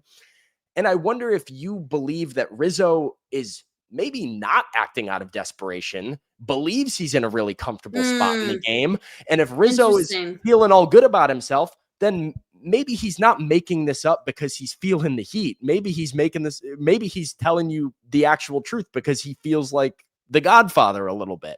So interesting. I wonder how easy it would be, like, just if Rizzo was very clearly on the bottom, I'm the outcast, like nobody wants to talk to me. And now he comes out and starts throwing out these bullets. It's pretty easy to recognize what's going on there. But I have to wonder how much this maybe like tribe-wide perception of this guy's really confident, he feels good with where he's at, maybe confuse them and didn't have them looking at Rizzo as somebody who was, kicking from the bottom. Yeah, that's certainly possible. I mean, they say that the image you put forward definitely impacts on people. So, yeah, if he was out there acting all confident, then yeah, what Alex was thinking in terms of, well, they're not going to believe him because he's obviously at the bottom. But if he's up there being like, but I mean, think about Rizzo's interactions with Sage and Juwan, which we've seen for 2-3 episodes now. And for a lot, right, we've kind of been told it through this perspective of like Rizzo feels like he's got Sage and Juwan right where he wants them. And then Sage and Juwan are like, we're not actually with Rizzo. But they keep doing voting what Rizzo wants, and they keep voting with Rizzo. Like, it's working. Whatever he's saying to them is in fact working. He's getting them, and even he's questioning it. He's like, I don't know what I did. And he's clearly very confident in this relationship with Juwan and Sage. Whether he should be, shouldn't be, who knows, right? It's worked for him thus far. But I wonder if because he's so confident in that relationship, does that make Juwan and Sage go, he wouldn't make this up. He thinks we're with him. Like, he thinks we're allies. And if Rizzo does think we're allies, maybe Rizzo is saying this to protect me and have my best interest at heart. So I just have to wonder if some of that, originally perceived overconfidence is actually allowing Rizzo to plant seeds that are just an underdog from the bottom, kicking and screaming and getting his way every time. That's interesting. Yeah. Well, we could go to the 7th rule, which covers idols and advantages in game mechanics. And Alex, of course, found the first Beware advantage that turned into an idol. And because of the ridiculous tasks he had to do, which were way more difficult than the other two, by the way, almost everyone found out about it, and he decided to just use the idol. At the time, I said it was too much of a risk to not use it. And he was absolutely right. And I still agree with that. Even we can't look at what Rizzo has pulled off and decide it would work for everyone in every situation. Yeah. Just look at Survivor 46. I do think he was correct in doing that then. Yeah. And he had to do that was on the big chain, right? Yes. Wasn't that? Yeah. So everyone and their brother knew that what was happening. So no secret there. Yeah. I tend to side with Rizzo a little bit on this sort of philosophy. I'll kind of come back to the Alex of it all. One of my favorite confessionals I've heard in a real long time. There are actually 2 of them by Rizzo in the same episode. Just in terms of the way he views the game, I think is really strong. The first one is, I don't care if it's 10th or 9th or whatever. Or he said 10th or 4th even. He's like, I don't care. I'm here to win. And I think that is a great strategy. This idea, I think so many people cost themselves the game by just trying to make it one more placement ahead, and they're not willing to take the big swing. Jess, you took a huge swing and it cost you your game, but had it not gone that way and broken the other way, it could have been the best decision you made the entire time out there, as it was for some of the people that, made the end game on your season. And so I love how Rizzo is sitting there, and I really was not a fan of MC's idol play at the Nate Tribal Council, because I'm like, you knew where the votes were going, and you just kind of, you played it just so that you could I disagree with that. I've already said it. I mean, here on this she had the podcast, information that the votes were going on Steven. Yeah, but She she was. plays but like you should never play an idol to me to be like, I just want to see tomorrow. Like that should not be how you can use an idol unless my exceptions for it are right before a swap, right before the jury phase, or end game. Like if you're at the end and you're a 6 and you're like, I just got to get to 5 because I can win immunity tomorrow, and then bang, I'm there. Great. If you're Alex at this split tribal, or sorry, at his final 3 of his tribe going down to a 2, and you probably know a split's coming, to me that's an autoplay. Like that is, yeah, I'm gonna make this next phase of the game and get myself to this phase so that I can potentially unlock new allies and relationships. But between, hey, I just want to see tomorrow and I might be voted out 24 hours from now without an idol because I played this one too soon, that to me is where I really do respect the way that Rizzo's handled his idol. And like, I don't care if I'm 9th or 8th or whatever. I'm trying to maximize this thing to take control. And it doesn't work for everybody, but you'd rather be the person taking that swing than, the person who plays it safe and then goes, oh crap, I'm in a bad spot now because I didn't trust my gut. Yeah, I mean, I think they're like you said, they're different situations, and so I think Alex played it well for the time he had. Was a 10 out of 10. You can't do anything else there. Like you have to play that idol. Right. Now moving to our usual question of whether he should have used the shot in the dark, he told Dalton Ross that he thought the vote would potentially be close and he didn't want to risk losing by 1 vote or something, which makes absolute sense. So I agree with him on that one as well. Yeah. And with that, we finally get to the long-awaited Appendix A. Here we go. Which discusses... Should I get popcorn? This sounds like it's going to be... Oh, Sam's stretching. Yeah, I'm getting my... Ready. Well, we'll see what David says. I'll let him go first. We'll see. So this discusses players keeping their end goals in mind when voting, and we talk about voting out the weak, then the strong, then the weak, then the strong. And as I've said for the past couple of weeks, at this portion of the game, you typically want to get out someone who is strong on the opposing side. And who would be stronger than the guy waving around the immunity idol, or at least putting enough votes on him to ensure the idol itself goes? But no, they didn't do that. And this is where my frustration kicks in. Because for the second tribal council in a row, everyone just let Rizzo slide. And to make it worse, he played several of them like a fiddle to convince them that Alex was more of a threat. Alex, the social butterfly. There is no way in any world this is the case. And the thing is, there was no need to go after Alex now anyway. They overcomplicated things so much. They didn't even need to split the vote because they knew 3 votes were going Alex's way. So if Jawan and Sage join Alex, Christina, and Steven in voting for Rizzo, even if he plays his idol, Alex is gone. Oh, look, it's the same result, and you get rid of the idol. Yes, 100%. So this was my thing with it was, I don't understand. Like, you're going to split the vote. Why is this vote split not on Alex? Right. Yeah.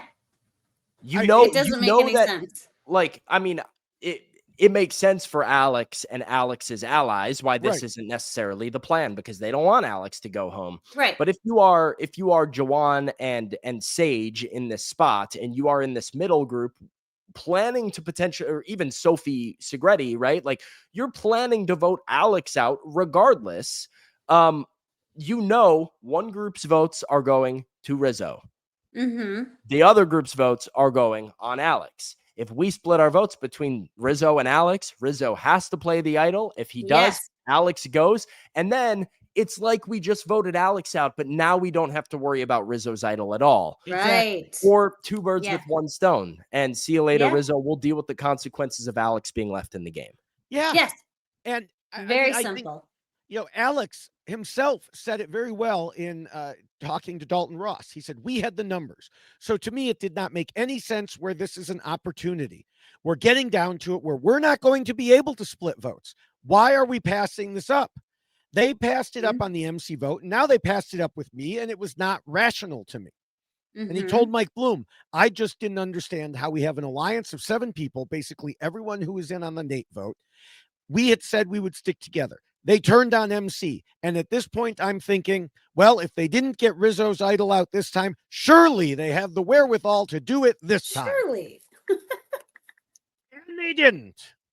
No, they did not. And No. it really they really did complicate it when it didn't need to be complicated Yes. at all. And As I was I watching, so this for people who watch the Traders Canada, they will understand this. This was the look on my face as I was watching all these complicated maneuvers. here we go. So, What's coming? so yes, Omer. Yes, Omer has become a GIF. I told him he is now a GIF for making that face.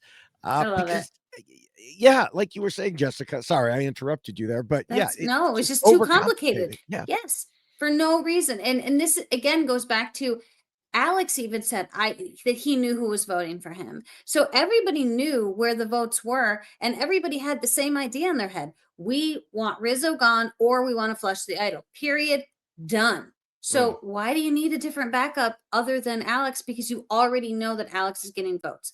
And yes, it's terrible for Alex, but Alex was well aware of what was happening and well aware that he was getting votes. So there's no reason to do anything different. And I'm stunned at some of the conversations that we saw happening. Christina was talking to Soph directly about Rizzo and everything that they were hoping to achieve with Rizzo, which could have been a strategic move because we want him to play his idol. We want him to know he's going home. So maybe she'll go back and tell him.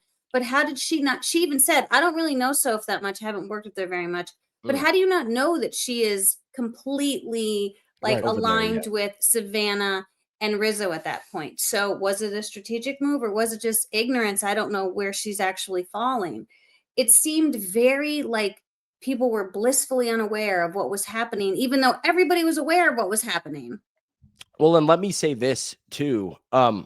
Should they have split the vote, right? Like should they have done it correctly, right? Let's just say Alex, Christina, and Steven actually have Sophie, Jawan, and Sage, and it is a true 6 against 3. And they split it 3-3, which I would presume was their original plan. right. Even that would have gone very possibly bad given Savannah's extra vote. Like that 3 could have 4-3-3'd them in a world where they actually split the votes between Rizzo and Soph. So the solution here, Rizzo offering up Alex, actually might have been the only world in which Rizzo gets voted out, is because you said, wow, you just actually gave us, knowing where your votes are going, you gave us the opportunity to stack them all on you and know that none of us are going to get clipped in the crossfire if you do play your idol. And that is the real missed opportunity. And I will say this, I think Jawan and Sage deserve a little bit of grace for this move, because I think in their heads, knowing what they know, they probably still feel like, okay, well, we just voted with Rizzo and Savannah. We can go over there and we feel good about our spot there, or we can jump back with the other group. Like they're maintaining this middle position and not allowing Alex to do it for them. What I think they will run into here is they now have an idol and an extra vote. And that's on the other side at the final 8. And by the way, nobody knows this but her, but Soph has the knowledge is power. Right. And so even if they go back with the other group, here's my prediction for the next episode. Sorry if I'm jumping ahead. 5 people, surely this time will say Rizzo's idol must go. But guess what? It's too late, because you're going to do the 3-2 split vote, right? If Savannah doesn't win immunity this time, you'll say, all right, here comes the 3-2 split vote. And they've got you. They have 4 votes and they have an idol. And they have all the and Rizzo is already calculating all of that. He's already talked he was about already saying, if we get through this one, we can control the game with my idol, because his idol forces them to split a vote and the extra vote gives them the numbers. And so we can see how dire of a spot this puts them in without the information about the extra vote. I think the calculus of like whether or not to take out Alex, can be forgiven, and you don't know what you don't know. Like I said, it probably very much sounded like all stuff Alex was saying was very true, hence why they thought they needed to pull the trigger. But alas, I'm scared for everybody else. Yeah. So I want a couple of things. And one I've already forgotten that you said, but that they knew none of them. You're exactly right. This was the perfect opportunity. This is the one chance, the rare chance when the person with the idol and his allies, how they are voting. You are not taking a risk unless your name is Alex. You are taking no risk. Yeah. So vote for him. Just vote for him. And the worst that can happen is what you ended up doing anyway. Yeah. Well, and this is a sign. Like, I wonder if there was any conversation that happened between Rizzo, Savannah, Soph, that group, and the Sophie, Jawan, Sage group, where like we saw this. My biggest criticism of the MC Tribal Council was not the fact that they voted out MC and didn't flush Rizzo's idol. It was that they telegraphed to him at Tribal Council, hey, Jeff, let's clear some up. Rizzo's not going home tonight. Yeah. Like laying it out on a platter, shutting it down at every opportunity so that he can feel very comfortable instead of just being like, we'll see, Jeff. And maybe that inspires enough doubt to flush it. That would have been perfect. Right. But they made sure not to do that. And I wonder if they did that same thing here. Because like I said, if Rizzo, Savannah, and Soph believed that this was a possibility 3-3 split, I think they're very much smart enough to know that they should deploy the extra vote and win it 4-3-3. But based on the fact that they didn't use the extra vote and Rizzo didn't play his idol, you have to think they were sitting rock solid, really good with what they heard from those people at camp, which that in and of itself that's a miss by those people to make them feel that good and just allow the idol to stay in the game. Yeah. So I want to look at a few of the players in particular, starting with Jawan. He knew Rizzo was a threat. He knew Rizzo couldn't be trusted. He literally said that. Yeah. Like Alex said to Rob, how do you go from saying you don't trust Rizzo to suddenly believing everything he says? And that's the question I was also asking. That's the frustrating part. I don't get it. And yet, Jawan seemed to put them both in the same category as a threat to his game. As I was watching, Jawan said in a confessional just before Tribal Council, this vote is about who's the biggest threat to my game.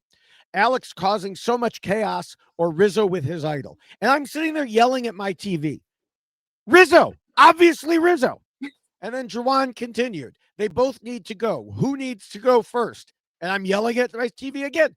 Rizzo, the one is against you. Alex, you could probably rely on for now. Use Alex to go after Rizzo. Use his vote as part of this vote split. Then, if you feel that you need to get rid of Alex, do it after you get rid of Rizzo. There is zero indication that we saw that Alex was coming for Jawan anytime soon. So use him now. He even said earlier that he wanted to take out Rizzo, but Alex was making it very hard for him to do that. And I'm like, how? We saw nothing to actually suggest that was the case. Either get rid of Rizzo or at least get rid of his idol, because now you have lost a soldier and Rizzo just keeps getting stronger. And Rizzo still has the idol. Yes. My opinion here would be, and like I would imagine, and this I should have said this better just before when I said like they don't know how dire of a spot they're in, right? I think the thinking here, if I'm Jawan, if I'm Sage, especially, I think this is Sophie's calculus, going over to that side for this vote, is Rizzo is the talk of the town. Like Rizzo is the most public, him and Savannah together, right? The most public enemies 1 and 2 with the idol, the obvious threats. And so I think you probably, if you're Juwan or Sage, and especially, like I said, Sophie, who has been feeling some heat with, her name coming out and being in all of these immunity challenges, you probably think Alex is the sneaky threat and Rizzo is the obvious threat. And there is some logic to the idea of, well, everybody's going to want to get Rizzo out tomorrow. Like but that's this drives me insane. It's not, but I do kind of like this thinking, right? Like it was my favorite thing when Rizzo said it about Sophie Segretti, I think, at the this split tribal councils. If everybody wants Sophie out, why would I vote Sophie out? Like, that's bad for me. That's me doing their dirty work. And so I do think that that's probably part of the thinking here from Juwan and Sage. What they're missing is the fact that this extra vote with the idol and now a 3-person majority makes it very hard to even execute a move on this group of people. And so I think that their lack of knowledge about where the advantages are really make, like, if they know that there's an extra vote there and there's a knowledge is power there, I think without a doubt they shoot into that group and know this is bad for us. But I think in their heads right now, tomorrow, if one of Savannah and Rizzo don't win immunity, we'll vote out one of Savannah and Rizzo and the idol will get played. Right. And then the next day after that, that person will still want to go home. And now all of a sudden we're at the final 7 with it's with very a lot of linear power. thinking. Yes, it's very linear thinking, and it's very simplistic where they are forgetting that all of these extra components exist in this game. Like you already talked about, Sam, them not doing the math with the extra vote and figuring out that because Jeff only read so many votes, then they missed an opportunity for information. And if you miss the opportunity for information, then your decisions can become these huge boulders that just continue to roll because you've now lost the ability to stop it. But the one component that I just keep coming back to is this idea that someone is, well, that person's such a big threat and we can get them out later, always comes back. It just bites people, right? Because there's this idea we can always get them out later. We can always get them out later, right? And I when I watch seasons and when this is what the mindset is, it infuriates me. It's like, if you have an opportunity, just do it now, because that's the person that's going to be sitting in the final 3. You see it happening because everyone is like, oh, well, we can always get that person out later. Yeah. And then that person ends up being one of the ones sitting there. And in this particular circumstance, well, they probably are thinking that about Rizzo. Everyone's going to want to get rid of him at some point. But Rizzo also has the idol still, so it's like there's this extra thing. So it's like, I mean, right. Even if you're sitting right now in like the current spot where they're going to the final 8, all Rizzo has to do is win individual immunity, and then he's at 6. Like, like he can win immunity, play an idol, and now he's at 6 guaranteed. So it does become sort of a slippery slope. And I think it all depends on where you view. It probably is most reflective of how you think of yourself. I think people who view themselves as under the radar players, or not low players. Now, I just mean like they know that they're not the most threatening person in the game. I think those people are very much willing to, hey, why not take the obvious layup that's right here, which is this big, huge threat. Right. I think other players that maybe have this not always inflated, sometimes correct view of themselves as a big threat in the game, have a fear that if I take out Rizzo today, it's me tomorrow. And because of that, they try to buy themselves time by punting. And if you time it up perfectly, you're golden, man. Like it's great. But if you miss the timing, you've just punted the game away. And so it kind of depends how you view yourself and where on that, like, I think Marianne Okic had this sort of like theory after Survivor 42 about like where in this totem pole of threats you want to be. You obviously never want to get down here that you're just like the joke that nobody will vote for, but you never want to be the top head either. And having Rizzo at least allows some of these people that believe they're towards the top, it allows them to not be the top head. And I just don't know if they can see in the moment with the information how much damage they're doing. Yeah.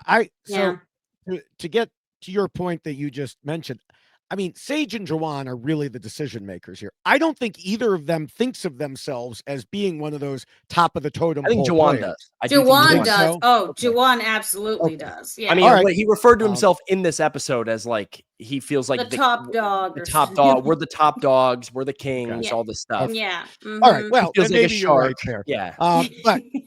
But I was going to get to this point about what Jawan and Sage know a little later, but since you already brought it up, yes, I agree. We have to give them, or at least I have to give them, I won't speak for anyone else, a little leeway because, like you mentioned and Rob noted on Know-It-Alls, they don't know what they don't know. They don't know where where Yellow Sophie stands. Yeah. They may not realize how tight Soph is with Rizzo and Savannah. We think it's Mhm. obvious, but clearly there's some question, at least among some of them. They just seem to believe they still have plenty of time to go after Rizzo. But like you said, Jessica, this is Survivor. Mhm. Things change. People shift. They may have relationships you don't know about. They have all the trinkets in the game, which Yes. include the things you've already talked about. If you have the votes to take out a big threat now, you should do it now. You put it off till later, you don't know what can change. Yes. Anything. Someone might go on a reward and end up with something. Someone might, who knows? So even though they don't know certain things, they should know that they don't know. So like you Right. said, Jessica, it was very linear thinking. They were not thinking of all the branches that Mhm. could happen, Mhm. all the alternate universes Yes, that do exist on Survivor, that do exist. unfortunately. So Yes. yeah, I just, I want to give them that grace, but And It's you got to hard know to. what you don't let know. me let me Yeah. say something else interesting about that too, because I think Rizzo's doing something. Correct me if I'm wrong. I don't know if I've ever seen somebody do. Maybe this is a Tony play, right? Like I've got the super idol. I'm going to play the super idol, and then he doesn't play it, right? And he Yeah. just keeps going every round without having to Mhm. use this thing because he bluffed them, and that's Yeah. what Rizzo's doing, and he's doing it so well. And what's interesting is that Jawan and Sage have actually expressed this exact concern about Yellow Sophie. I mean, Right. we heard Sage talk to Rizzo about we got to get Yellow Sophie, and Rizzo says she's not going to win every one.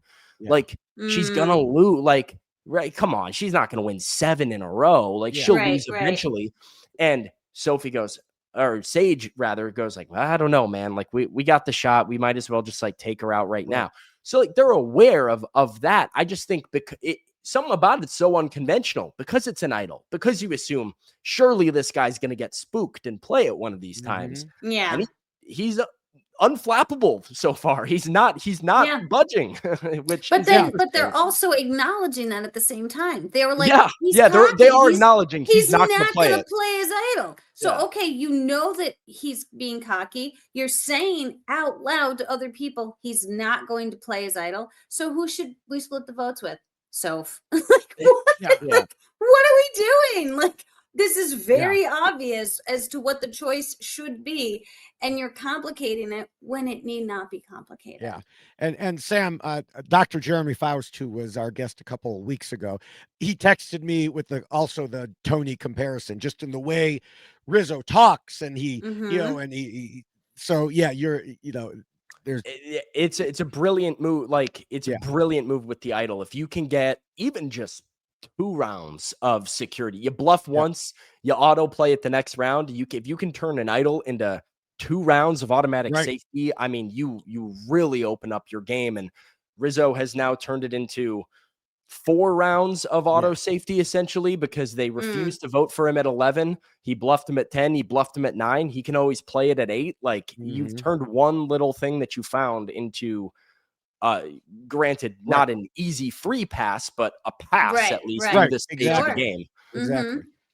All right. Well, I want to return to where I was going, going through some of the other players here. Now, Sage at one point said they could make the big move against Rizzo, or they could go after Messi Alex.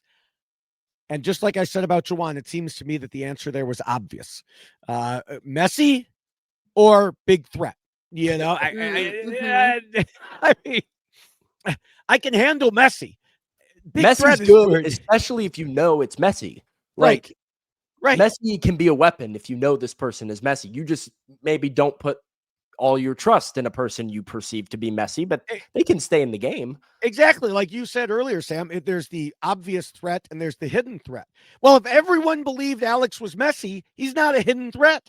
He's someone that everyone knows true. they shouldn't trust. That is true. And clearly Rizzo is not hidden either. Well, he was the obvious. And this is what I wish I knew some of the logic, or at least some of what Rizzo said, because that would be, I don't know how we go from, and I've made a lot of cases here defending the decision to vote out Alex, right? And why it can make some sense. The one thing that I can't put together is how we perceive messiness, or everybody knows this person's playing the middle and we can't trust them, to immediate threat to my game needs to go. Because as soon as that is perceived, you know how to handle it. Like, as soon as early on, sure, somebody in your tribe, you're like, this person's messy, this could cause problems down the road. Sure, get them out. At this stage in the game, it's about who can win the $1 million, or how you can set yourself up to win the $1 million. And I have a hard time knowing how Rizzo, this person that everybody wants out, that has this public idol that is acknowledged as a threat, somehow finds himself as less imminent danger than a flip-flopper with no allies who everybody else calls messy. Now, I think that's doing Alex a disservice to how capable he is and how good he is at this game. But if that's how they felt about him, I don't know how that turns into 6 votes on Alex. Right. That is where the disconnect is at. Yeah. Yeah. Now I want to move on to some things that were said at Tribal Council that also annoyed me. Starting with something simple. Soph said she had been waiting for people to wake up. And I thought, yeah, me too. But we were clearly not talking about the same thing, because she actually doesn't want them to wake up. Because if they wake up, they would vote for her ally Rizzo, or maybe even her. So maybe it was a strategic moment on her part that I'm not even sure what the strategy was. Maybe she was trying to say, you wake up by playing with me. But no, if they truly woke up, they would be doing exactly what we have been talking about here and getting rid of Rizzo. It was a nice, just like a nice tease or whatever. Like, like, she's obviously talking in the context to all the people who are flipping over to her side. And they seem to be eating it up, being like, we finally woke up. And the viewer at home is like, no, open, don't stop. It's whatever what's the movie? Why can I not forget the movie? Matthew McConaughey in the space movie. Why can I not? Interstellar, where he's banging on the bookshelf, like, no, don't come back. Like, it's don't do it. That's what we're all saying. Watch Jawan on stage. Sorry, I rambled. That's okay. So then we move to Sophie with an E. So she said they're in grad school Survivor now, not high school Survivor, which to me sounded like she was taking a shot at you guys and all previous players and saying, you all had it easy, but things are now much more difficult. And now maybe that wasn't her intent, but that's how it came off to me. And I'm not even one of the people that, is in that group. But I felt like it seemed like some of them needed to go back to kindergarten Survivor, because this is not masterclass at all. Yeah, as a player said on the Traders Canada last week, sometimes the obvious answer is the right answer. And this is one of those times. Instead, they're doing something we often see on the Traders, which is what you said earlier, Jessica. They're overcomplicating things for no good reason. And she then continued, back in the day, it was simple. You have an idol, you flush it. And I'm like, yes, exactly. Yeah, that is the obvious, it's simple and the correct answer. And it's not back in the day. It's now, today, this instant. Right. This is not she said there's no such thing as an easy vote anymore, and added, if you think that, maybe you're asleep, like Soph said, and you need to wake up. And it's appropriate to me that Stranger Things is returning soon, because I feel like we're in the upside down when I hear something like this. No, you're asleep. You need to wake up if you think it is a good idea to let Rizzo waltz through the game with an idol. Because, yes, there is an easy vote. The guy with the idol. Yeah. And I do think it's interesting that I've already talked about Christina and how she was having the conversation with Soph, which I thought was odd. But when you watch her facial expressions during the tribal council, when she's starting to realize, like, wait, no. Oh, Rizzo didn't play as idol. Okay, good. Here we go. This is going to happen. And then Rizzo doesn't get voted out. Like, you can see her just whole face shift and change. Like, she is just as confused as the rest of us. Like, what the hell just happened? Like, this was exactly, yes, exactly. And so I could feel for her in that moment, because I think everybody was doing that same thing. We were like, how did this get convoluted? This shouldn't have been convoluted. And I do think a lot of what Sophie was saying was really like nonsense, because it is straightforward. You still flush the idol. That part of Survivor has not changed. Things have been added to Survivor that I don't necessarily love. Too many trinkets, but idols are still idols, and they're still used the same way that they've been used since they were introduced in the game. And if you know where one is and you have an opportunity to flush it, that's what you do. That's the easy thing to do. It can be easy. It can be straightforward. This is not rocket science at this moment. Yeah, I think we see this happen. I'm not surprised that this is happening, and I don't even necessarily blame these players particularly. I think Survivor is, I mean, it's this grand timeline that has these ebbs and flows of what is perceived to be optimal and not optimal. And it often has to do with what has happened recently, what has happened, and I think that's probably some of what Sophie's getting at, is this idea of like, well, back in the day, people just thought idol meant flush it.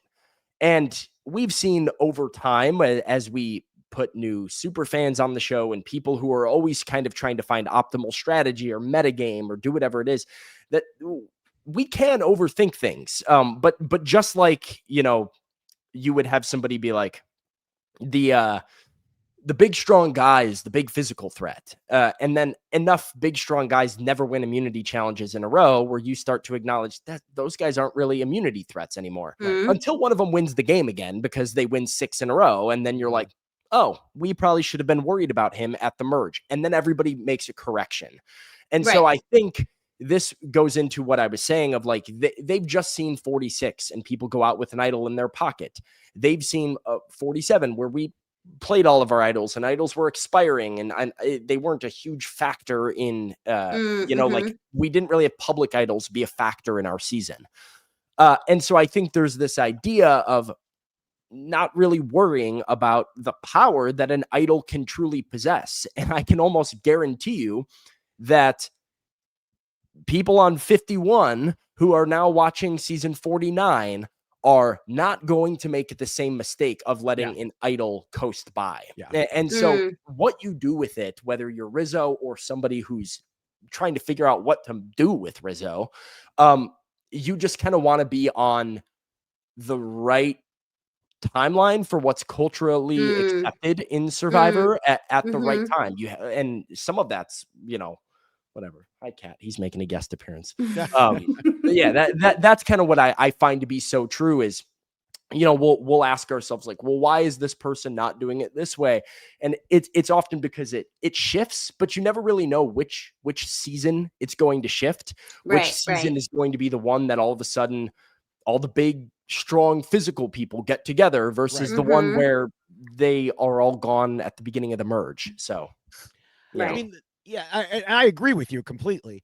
The thing is, they're the ones who make it shift. Yeah. So they are the ones collectively deciding to let the idol go by. Even though they saw a bunch of idols get voted or people get voted out with idols, like, one of the most recent seasons, like, why not replicate that? And my point there is I think 46 was fresh in our mind when we were going to play. It was also fresh in the mind of 48. And when you ask people, what's your biggest takeaway from Survivor 46? Everybody said, I'm not about to get voted out with an idol in my pocket. Right. That was so top of mind that everybody wanted to Mm. burn their idol at the first opportunity. And I think had that been the season that's like fresh in the mind of these people, where it's like, hey, don't get voted out with an idol in your pocket, that should allow them to want to burn their idol. I think Yeah. people are banking on Rizzo following that strategy. They're banking on him being like the guy who's like, I'm not about to get rid of it. Like MC just, I'm not going to get voted out with it in my pocket. I'm going to play it like MC just did. Right. Rizzo is zagging instead of zigging, and he zagged at seemingly a really good time. Yes. Because he is zagging in the ones, if he zagged like this in 46, you know, Rizzo, second member of the jury, he's, why didn't I play my idol? But he seems to be zagging in the season that people are okay with letting it slide and are not as aggressive taking the shot. So that's kind of my point, is that you like, if you're going to do something that's against the grain, you got to hope that you time it up right in a season where the culture doesn't shift with you. Right. And it appears that the culture has not shifted. They're banking on somebody to play their idol, and they're starting to learn, oh, wait, hang on. He's really holding this thing. He really is. Yeah. Yeah.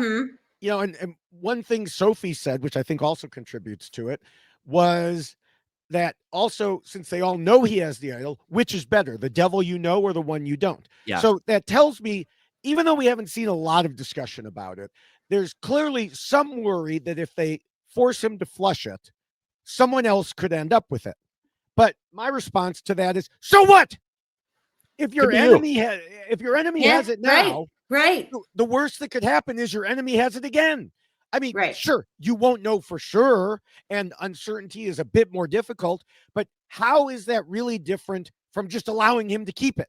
And if you flush it, there is, with the numbers, a better than even chance that one of you will find it. Don't just assume your enemy will find it again. Right. Yeah. All fair. So yeah. Now, Sam, you had mentioned on Chat BCC that Operation Italy had everyone spooked. Do you think that played into anything? I don't know if you were making a joke about it, or you really... No, it was mostly like a joke, because they did, in theory, attempt to split the vote here. So I don't think that like a lack of a fear of splitting a vote is what made this go bad. What made this go bad is three people wanting Alex out instead of wanting Rizzo out, and you know, and them making that call. So this isn't a split vote thing, but that is another example of what I was talking about in terms of idols and culture and what you've seen recently shifting your perspective on the game. And I do wonder if there does come a time like this next vote, perhaps, right? Or if there is a time where they are going to take a shot at Rizzo. As these numbers dwindle down, right? Operation Italy was at 7. We have 8 people left in the game. How willing are you to split up your numbers when you're aware of what one person flipping can do to a vote and how badly it can blow up your game, or what one extra vote, which is in the game, can blow up your game? Right. It's just another one of those things that you see. Hey, maybe the next time that we're at 7, instead of putting it as a 3-3, and we're banking on it being 3 for this person, 3 for that person, maybe we just load up 6 and hope. And you know, we're all willing to take our chances there, because the chance of them playing the idol and idling me out are 1 in 6 times whatever you think the odds are of them actually playing the idol. But the odds of one person flipping and guaranteeing one of us go home might be much better than that. So you know, that's the calculus that people have to weigh.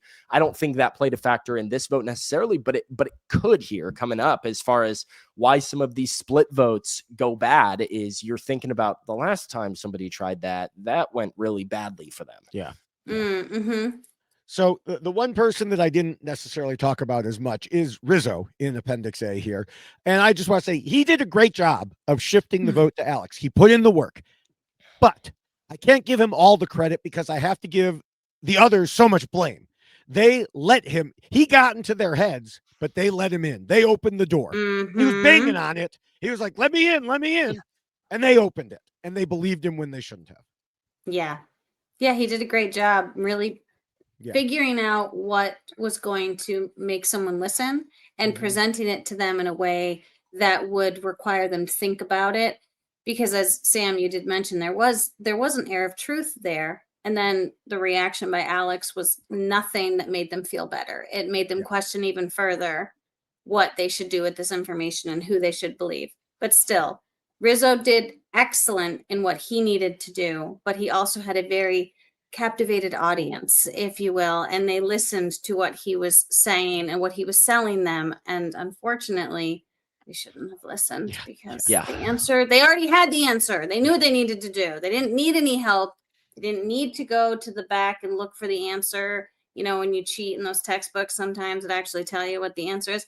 They didn't need any of that. They had it. It was right there in front of them.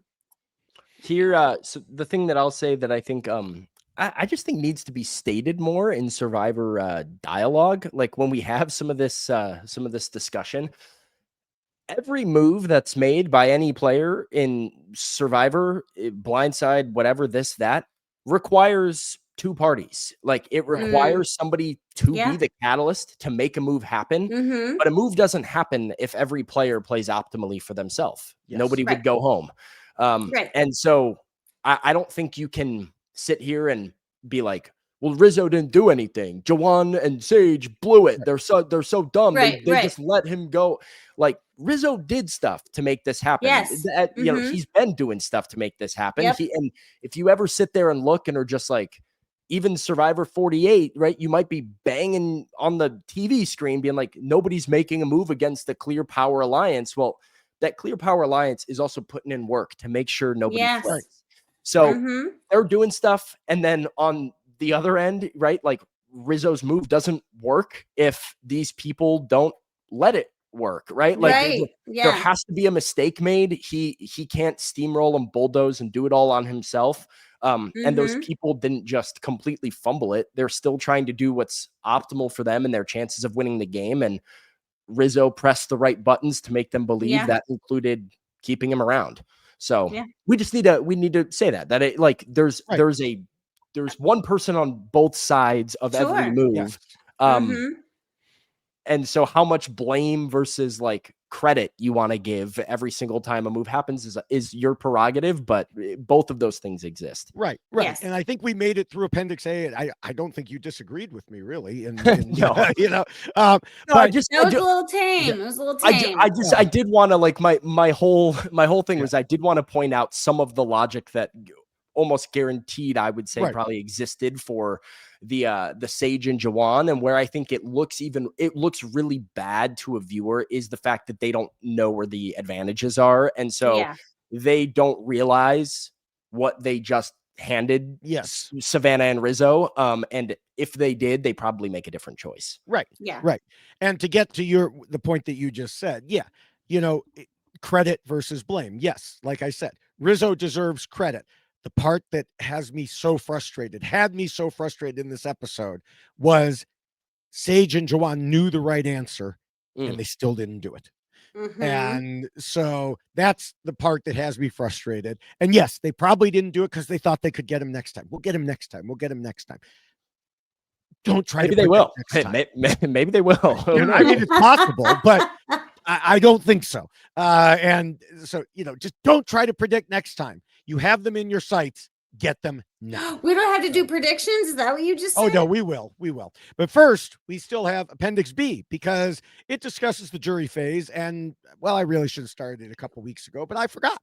And it really didn't matter because neither Nate nor MC were voted out for, you know, jury-related reasons. And I don't really think it had anything to do with Alex this week either. You know, as for Alex himself, like we said, he had friends all over the place. So if he had made it to final three, those people might have been more inclined to vote for him. Of course, the problem was in getting to final three with everyone knowing you have all those friends.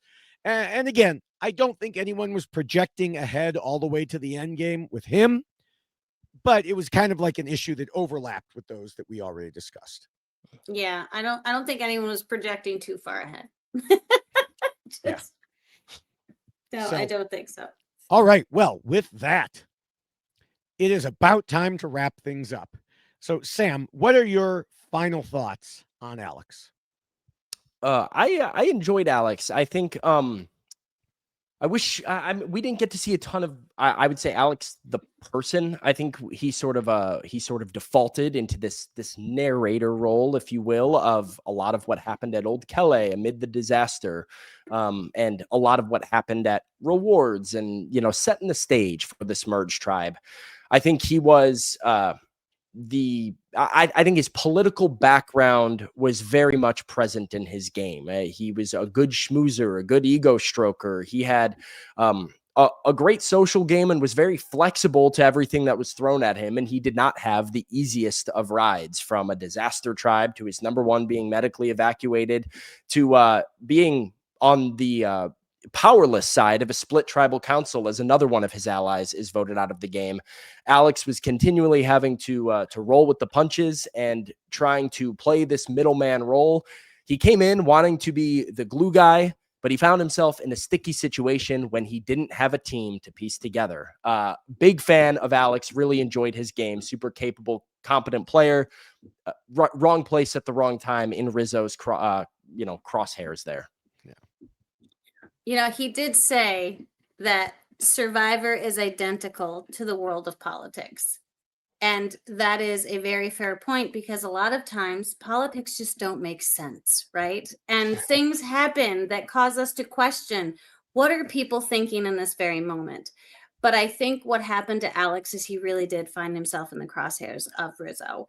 And Rizzo had an opportunity that he took full advantage of. And that was just playing on the emotions of the people around him, finding that thing that was going to make them listen and pause long enough to let the wheels spin in their own brain and really turn the tides on a situation that really did seem straightforward and simple. Like, it didn't need to be difficult. It didn't need to be complicated. Everybody wanted the same thing. Rizzo needs to go home, or the idol needs to be played. How do we do that? We all vote for Rizzo. They want to vote for Alex. Easy, done.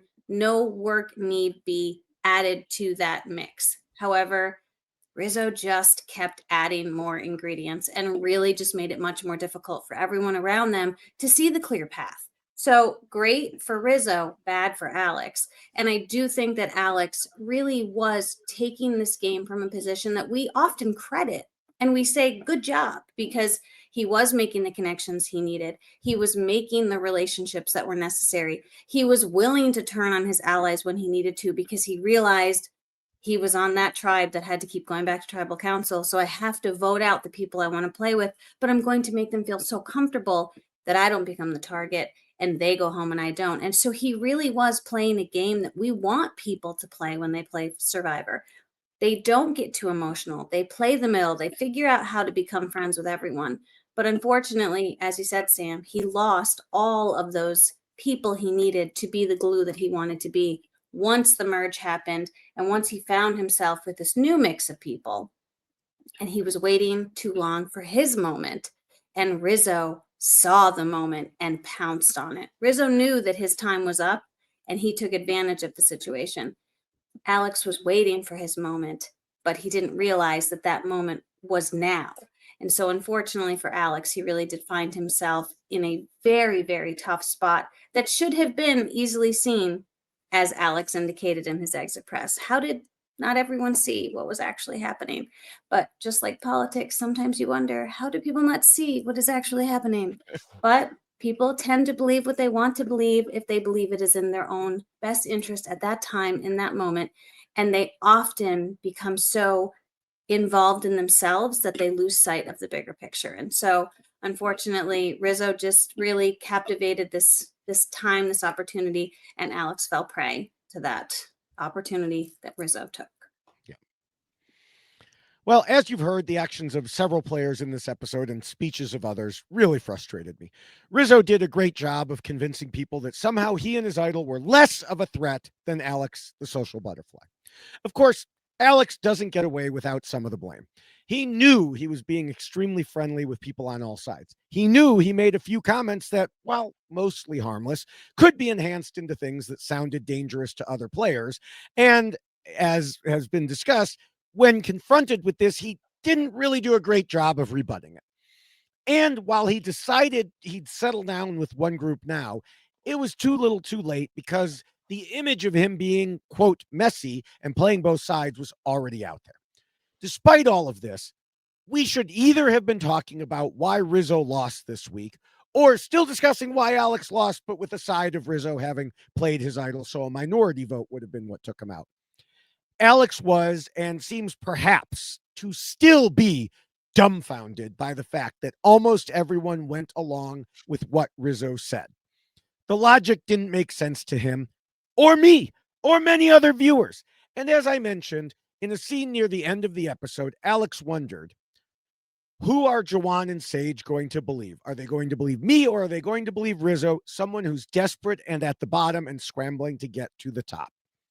It doesn't make much sense. But they went with the desperate guy who poses a much greater threat, even if everything he said about Alex was 100% true. Alex thought the fact that he was friends with these people would help him, as he told Dalton Ross. Why do they even trust him? I'm here. I'm friends with them. They can relate to me. They understand where I'm coming from, and they still fall for his tricks. But again, even though I still don't think they should have bought it, Alex gave them just enough reason to do so, having even talked to several of them about playing the middle with him. So can we be completely surprised that they accepted he would be doing it without them? In some ways, I felt, again, like I was watching an episode of The Traitors, because so much happened here is almost a cliche on that show. One person does something that's tagged as being shady because of it. Then everything they do is brought up by the traitors to try to focus attention on them. The other faithfuls jump on board and overcomplicate the situation by seeing some things that are there, but intertwining it with things that aren't and creating conspiracy theories to support their beliefs. In this situation, Rizzo was the traitor, the target who had more power, but he fooled others into believing he wasn't as dangerous, and they believed him despite what they should have seen in front of their faces. Again, credit to Rizzo for getting people to turn on Alex by using the smaller errors Alex had already made and blowing them up to giant proportions. But blame to everyone else for believing them and thinking Alex was more dangerous than Rizzo. And that is why Alex lost. Well, there it be. There it be. All right. And here comes my little Ellie. Well, before we head off to predictions here, we do want to remind everyone quickly that, you already know what the predictions are at this point, pretty much. But the rules we just discussed are available in poster form, poster on a t-shirt form, and checklist on a t-shirt form by going to robhasawebsite.com/YXLostFeed. Yes. And the holidays, we already mentioned, holidays are That's right. on their way. So right. great present ideas. Yes. Now you have Echo. Yeah. Well, Sam, where can people find you on social media or elsewhere online, like if they want to read things that you're doing? Yeah, well, I am. I'm on Twitter. I'm on Instagram. Much to David. David might not like this. I'm no longer on Blue Sky. I quit. I quit the Blue Sky. Oh no! But yeah, my Twitter. Quit the Blue Sky. My Twitter is at Sam_Phalen. At Sam Phalen on Instagram. Instagram's just kind of like fun stuff. Twitter. If you're a Chicago sports fan, come on down to my Twitter. You'll get a lot of it, probably maybe even more than you want. But yeah, I'm online. Like I occasionally fire off a Survivor tweet every now and then to keep the people fed. So yeah, that's it. That's where you can check me out. All right, that's great. Well, I am at Jessica Lewis 89 on Blue Sky and at Jessica Lewis 89 on that thing called X. I'm also at Jessica Lewis 6789 on Instagram, but I unfortunately have spent much less time on social media as of late. Other things in my life, yes, good for me. Other things in my life are taking over. However, David Bloomberg has I think bloom is probably the perfect word for you, David Bloomberg, because your social media presence has grown exponentially throughout the years that I have known you. So much so he does have a link tree that allows you to see all of the places that you can find the content that is created by David Bloomberg. So, David, why don't you explain your link tree and where they could find you? Well, it is at Linktree/David Bloomberg, or you can find me directly on Blue Sky as at David Bloomberg. I also am, of course, on the video sites, TikTok, YouTube, and Instagram, where I'm at David Bloomberg TV. And I have been continuing to post 2 or 3 videos per day of the various reality TV shows. Most of them are, of course, about Survivor 49, but there are some from currently the Traders Canada season 3, a few trickling in from the recently ended Squid Game, The Challenge. Speaking of the Traders, which I have a strange amount in this episode, I am co-hosting the Tradar podcast for the Traders Canada each week. And then, just so you know, anyone, Celebrity Traders UK is on Peacock now. So if you haven't seen it, you'll be able to, presuming you have Peacock. And when you get to those episodes, you can check out my TikTok playlist for Celebrity Traders UK. And I am also on the Tradar podcast for episode 7 and the finale and the special Q&A episode after that. So once you get to those, don't spoil yourself, but once you get to all those episodes, it's a fun season. So now, predictions. We've already heard most of Sam's predictions, and you can clarify any, but mine are very similar. Yeah. Because the preview tells us not a whole lot. There's talk of a flip to blow up the game. Sage wants to get Savannah out, but she's been saying that for the past 3 episodes. And again, as we talked about, they don't know about the trinkets. And I think that takes center stage because in the preview, the jury reaction sure makes it look like something big happens. Right. Now, admittedly, sometimes juries will react to just about anything. But considering that Soph's knowledge is power is still in play, it would not surprise me one bit if she uses it to take away Christina's idol. And I by no means am I the only one saying this. As a matter of fact, my son was the first one who pointed out to me, and then it's been on social media, etc. Of course, I would be disappointed at this point. I don't know if it happens next week, but I would be a little disappointed if she doesn't do that at this point. I mean, she's done a fantastic job and, keeping that to herself while all of her allies are telling her everything. Soph has kept that knowledge is power tight. But at some point here, let's go use that to make the move that can set you apart from your allies if you do get to the end of the game. Right. Yeah. But the question is, how does she find out about Christina's idol? That was going to be my question. How does she know? Here's my guess. My guess is Sage says something to someone and words ends up trickling back through the grapevine because, of course, they don't know about this. And why would Sage say something? I don't know. But once it does happen, Rizzo, Savannah, and Soph will have 2 idols and an extra vote. They can easily control the outcome of this vote, even if none of them win immunity. And, if Sophie stays with them, even more so. I'm not sure she will. The others may decide it is finally time to go after Rizzo. Maybe because Savannah doesn't win immunity, so they can finally do the vote split they have been wanting. But one way or another, it's going to be too late. The question then is who Rizzo and Savannah and Soph want out. And I have to go back to the original target at the merge, Steven. Yeah. He's probably seen as the biggest threat among the rest. He and Christina have not been willing to work with them at all. So that's who I'm going to predict. Unfortunately, I think we're going to send off our Rocket Man. Which we did not even talk about how lovely the space facts were. We didn't even mention that. That was such a good time. I will. Yeah. Listen, Steven played a dangerous game because you are you open your mouth to do that kind of a thing. 90% of the time, it's going to be corny and annoying. And it's going to be come on. I thought he came off so charming. It was fantastic. The space facts were fantastic. Yes. I loved it. I loved it. Normally when these kind of, we do these bits from whatever during, I'm usually not a fan.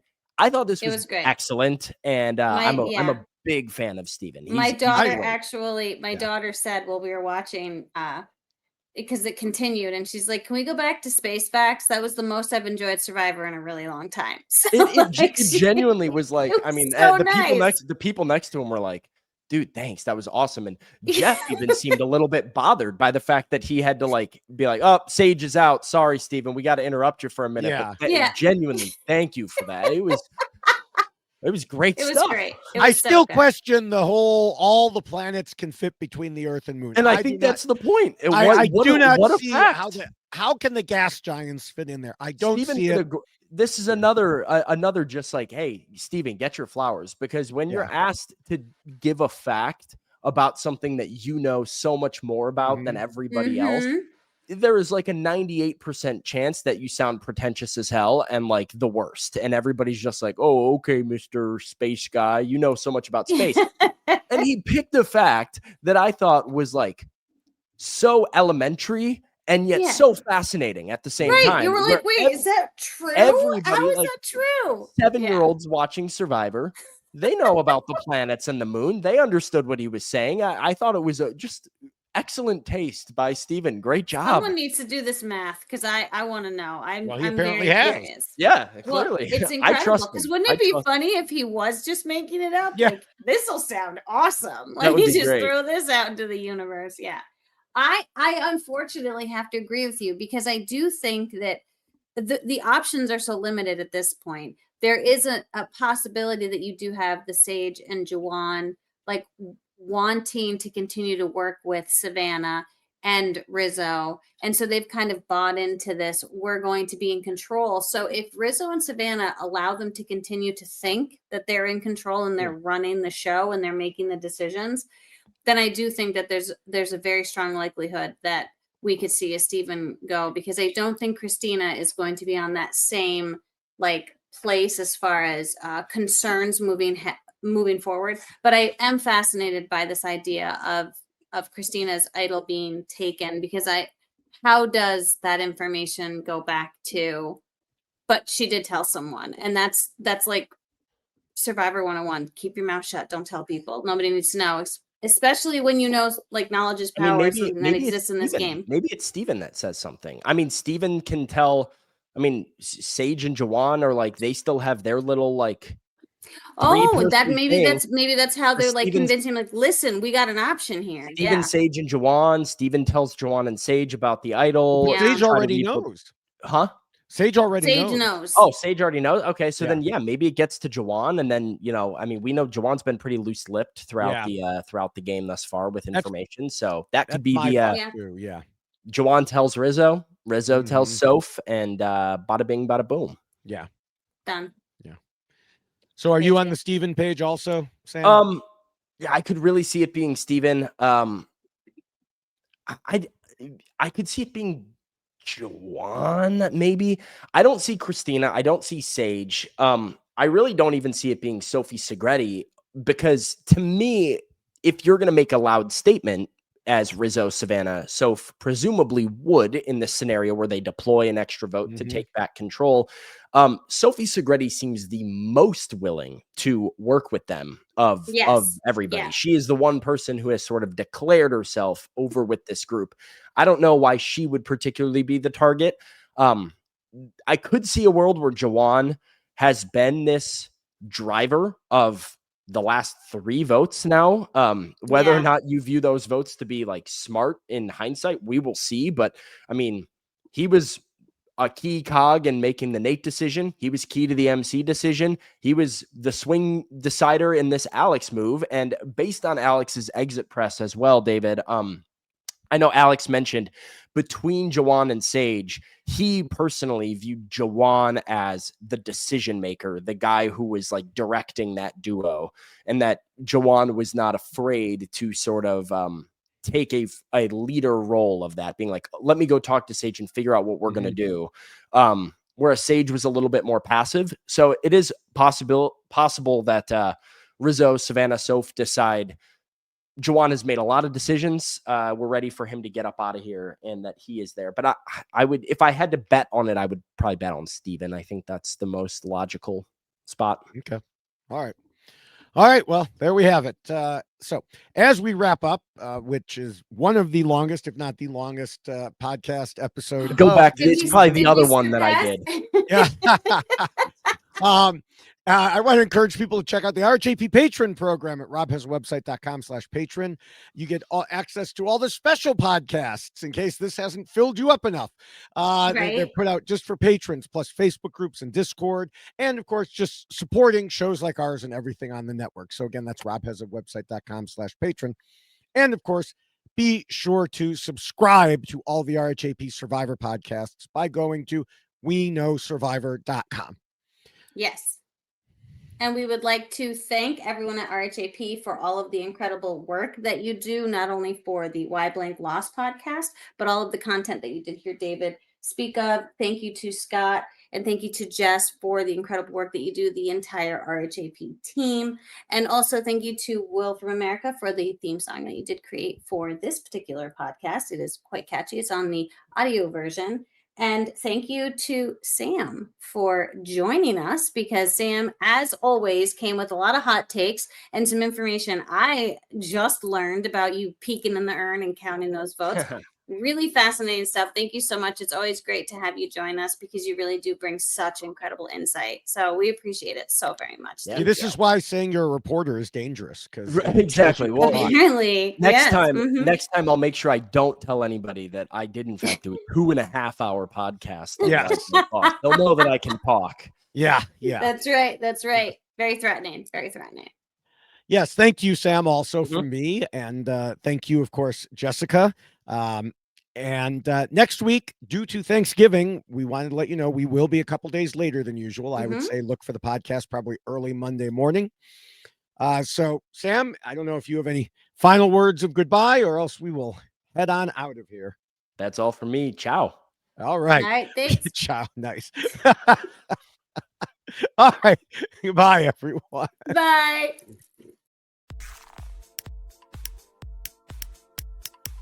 This is RHAP. We know reality TV.